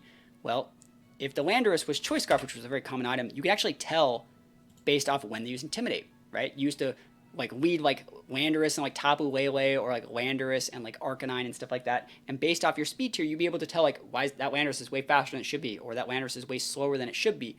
And you'd be able to tell its item, which was a negative fact when you're trying to like disguise a choice item on your Earthquake user. So like Scarf Chomp could be seen in previous formats very nichely, especially like not even, most people would still always run the Landorus, but I like the Scarf Chomp as like a viable option. So that being said, where would you put it? I think chat's already on to where we're looking here. I would still put it in B. You can't knock the boy, right? Garchomp's still better than all these Pokemon, in my opinion. Garchomp's busted, and I still like fucking super S tier, double S, triple S tier Garchomp. Just gotta win, bro. Like I used it in Reg C in a format where it still wasn't even good anymore. I built my whole regional team around it for Portland, and like I still slap people around. So yeah, I think Garchomp's still definitely usable, but. It has a shit matchup against almost all these. And the Heatran just Trastlauses away and then punishes you super hard. So, yeah. Let's take a look at Dragonite. Dragonite obviously gets that multi-scale. It can be a secondary Tailwind setter. It's the #1 partner to Shempow. It gets extreme speed, goes normal Terra, or flying Terra for Terra Blast. I would put Dragonite in S. You guys are correct. I think Dragonite is still... I think if we're looking for like Tailwind setters that aren't Prankster or priority boosted, I think Dragonite and Zapdos are the two best, and I think Dragonite's safer and better because it has multi-scale. So you can always go for like, cool, you got Tailwind. I will also get Tailwind, but you don't have to run a Tornadus to do that, and which is really nice. I think it's very good. Chomp is just at a point where you need to build a team around it, as opposed with a lot of Mons, you can just slot them in anywhere. Yep, now Garchomp definitely is like team reliant, and you have to build a team to like suitor. Like you don't want to kill your own teammates with Earthquake, you know. Dragonance, Terra Flying, and Normal Terra Extreme Speed haunt my dreams. Yeah, you don't even use Dragonance anymore, you know. People just use like Iron Head to check Flutters, E-Speeds, Tailwind, whatever you want. It's Terra Blast, it's just a good mon. Dragonite's just really good. And then we have Sableye. I feel like Sableye in closed team sheet is really good. It's Prankster, Encore Disable, Fake Out, Quash, Will-O-Wisp. Very good closed team sheet mon. Open team sheet, it's not as good. I would put Sableye probably in the C tier, actually. And again, I'm using Sableye as an example for Pokemon that used to be good in previous formats in some situations, just to show like where the general like power creep comes from. And one of the reasons why Sableye is so low is because there's a lot of dark types. Urshifu, the Ruin Pokemon, Grimmsnarls, Moltres, it just doesn't really hold up as well. Yeah, it gets a Prankster Encore, but like you can just use Encore with like a Screamtail or like a bundle or something like that too. Yeah, that's just my opinion on it. I think I'm noticing your pattern with S tier Mons because they all control the match on their own and don't really need a partner to be effective. That is how, like I say, like you can splash a lot of these Mons and they dictate play, and the resources you have to invest to make them function correctly to let you win the game is a lot lower than a lot of these other Mons. So they do an easier job of carrying the burden of being on the team and the resources that you have to sink into using them in those slots than other Pokemon on the list. Yeah, well, I think there is a better Dark Prankster user, and that's going to be Murkrow. I think Murkrow actually is still viable, and while I think in previous formats I would have put Murkrow as an S tier, all my teams that got CP this format were built around Murkrow. I'm going to put Murkrow in A. Yeah, thank you so much. And the reason why Murkrow's in A is for a couple different reasons. It could still be really S tier viable, but you have to build a little bit more around it because it still gets that Prankster Haze for Goldango, and I feel like Murkrow Dango is still viable. But Murkrow, why would you run a Murkrow over something like a Tornadus? That is the question, right?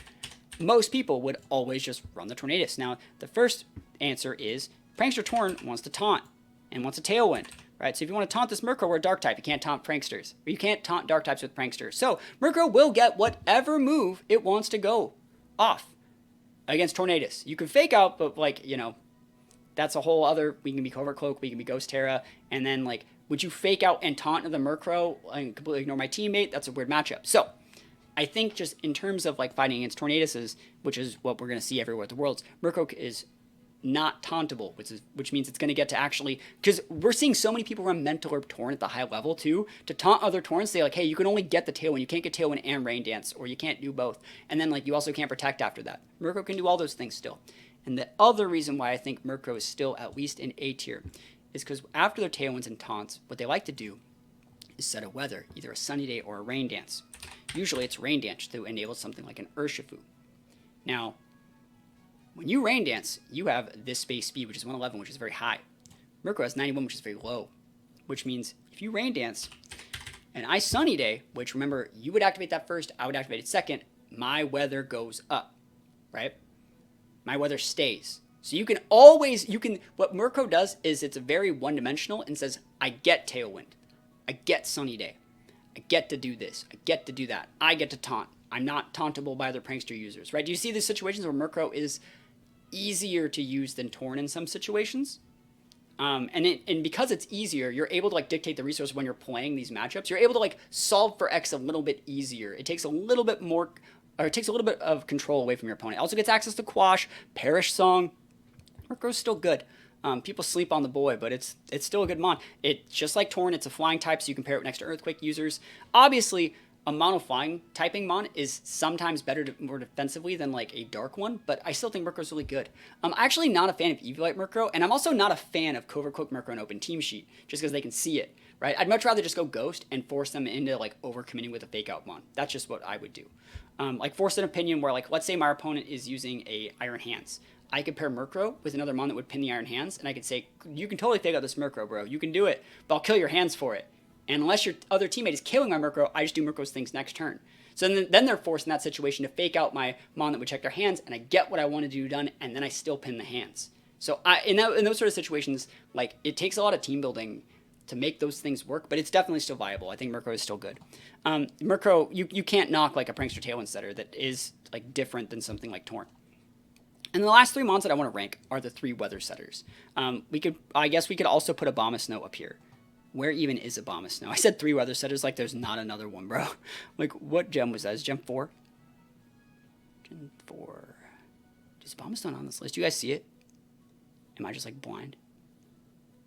I don't even see it. I guess it's not on the list, bro. Where's Abomasnow? It's a Gen 4 mon, right? Next to Weavile. I'm looking. I'm in Gen 5. It's a Gen 4 mon, though, right? I can't find Weavile either. I'm just super... There's too many mons on this list. There's a Sneasel. Above Zoroark. All right, dude, I know where Zoroark is. There it is. Got it. Thank you. That's like, oh, yeah, Zoroark, dude. I know that one. All right, so these are the 4 weather setters. Obviously, Sand, Pelipper, Torkoal, and Abomasnow. I would say Pelipper is probably the best in this format right now, just because, like, that's the way the meta's leaning. Torkoal's still really good, and then, like, I think Sand is better than Hail right now, just because, like, it can still, it still breaks Sash, and I think that is viable against some matchups. So, where would I put them? I think Torkoal is so much harder to use. Jump Up is probably still pretty good. It's still probably pretty good.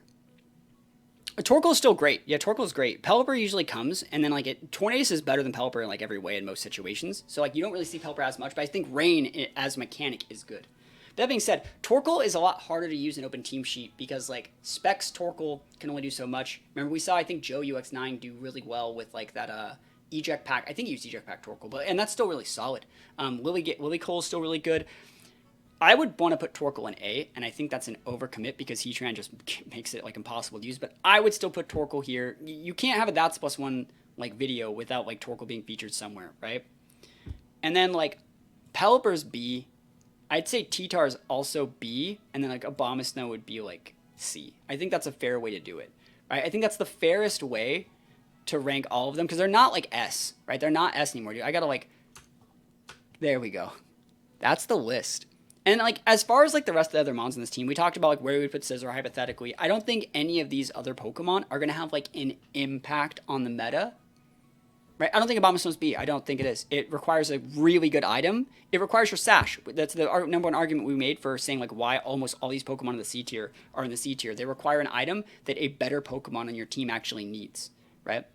And Aurora Veil, like, it's... So, first of all the weather setters are shit because Tornadus can just set whatever weather it wants. You can lead your Abomasnow, and I'm like, cool, it's raining, bro. Like, that Abomasnow doesn't do shit. Right? Iron Bone can be with Abomasnow. Yeah, and I can set Rain Dance and just kill it with my partner. Right? Or I can set Sunny Day or do this or do that. Right? So, that's just my opinion. Like, all the weather setters are taking a huge L from Tornadus existing, in my opinion. So the only one I'm curious about from your point of view is Bronzong. Bronzong is good. If you're playing hard TR, Bronzong is a very solid mon. That being said, it's so situational, but it creates a couple of those harder to, like, finish off matchups. In an open team sheet, Bronzong, I would say, falls off a little bit more. That being said, Bronzong could definitely be, like, a B tier, because as far as Circumsetters, it's very similar to Mimikyu, but I think Mimikyu is just a better mon. Gyarados is still in the meta. It is, right? It is. But it's just an intimidator. It's like a shit, it's like a fucking shit water Landorus.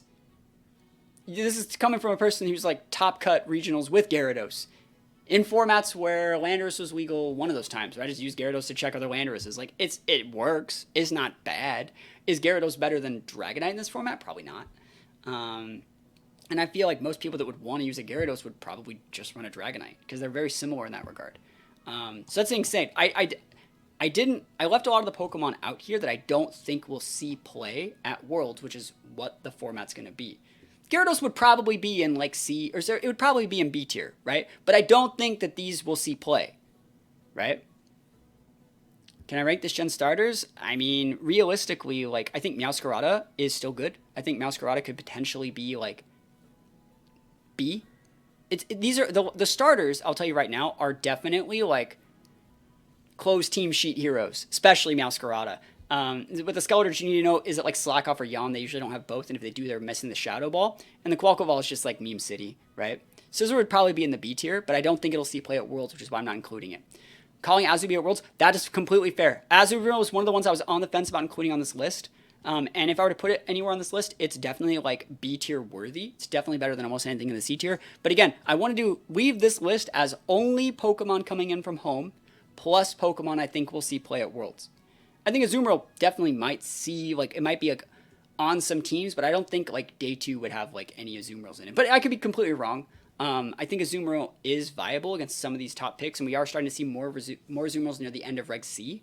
But that being said, I think that like the Genies can give Azumarill a hard time. Regieleki and Rilla both coming back do really threaten Azumarill and force it into a one-dimensional playstyle. I don't think we're seeing Jugulus. That's why I said I just had all the Paradox Pokemon as well, just because they had the stats to be ranked, right? Would people pick Barraskewda over Basculegion? No, they wouldn't. Barraskewda's fast enough to not really need swim anyways. How do we get a copy of this list? You screenshot it. Make a YouTube video about it. I guess I could. If I link this list, I don't know if it will give you what my list has. So yeah, I included all the Paradox Pokemon, all the Ruin Pokemon, as well as like all the returning Pokemon, and then I threw in like 15 Pokemon that I still think will have an impact on the meta. As well as a couple picks also as well that like just showed how far the power creep has gone. Things like Rotom Wash and Sableye are included for those reasons. So there's a reason why I include those. Obviously, things like Scizor, Gyarados, Azumarill are fine. Hariyama's fine. Rotom Heat is fine. Serena's fine. Lycan Rock will get paired with T-Tar if T-Tar sees play. They're fine. The Ceruledge is I thought about Ceruledge, but I think it's going to be too niche. Jump Up's fine. It might see play. I think that Lilligant's just going to be a better Mon. Where'd I put Sylveon? I think that like Sylveon would probably be in the C tier because like it does everything Flutter does, just worse. And like I feel that like the meta, Sylveon is a good Pokemon, but I feel like it gets bullied out of the game a little bit too much by the Pokemon up here. Like, so Sylveon, if I'm using Sylveon, if my opponent's using Sylveon and I'm using like Glastrier, like I'm not threatened enough to even need my speed control to beat that. I can like I can soak the damage, kill their partner, and then kill that Sylveon when I feel like it, right? That's just my opinion. I think Sylveon falls off just a little bit. But that's just also how I feel about it. I feel like you could say like Spec Sylveon's so good, but it's like that's then you're like basing your whole win condition on like a Spec Sylveon, which like loses to a lot of other shit. Like, that loses to Amoonguss, you know. So it's like Sylveon is just a harder carry, and it just does. Flutter Mane does what a lot of Sylveon does, just a little bit better. So hopefully you guys like this list. I worked really hard on it. We're gonna be making one for singles in a couple days for Battle Stadium singles, and if you guys want to see another one, I'll make another one for 6v6 singles. Because this took 2 whole streams to do. This took probably about 4 hours to actually record all of it. And yeah, it's fun. These are my opinions. Feel free to disagree or agree. Obviously things like Articuno could go up. Maybe like one of these starters, or like something could go up, some things could go down. But I think it's a pretty solid list for understanding what might see play at Worlds in a best of 3 open team sheet format, based off like these are the Pokemon that I feel do a good job enough of like carrying games by themselves, and you know, lightening the burden on having to outplay the opponents. That's where this whole list is like being, that's the biggest rating scale from the S to D. The amount of outplay required to win games is easier with these S and A tier Pokemon than it is with these C and D tier Mons.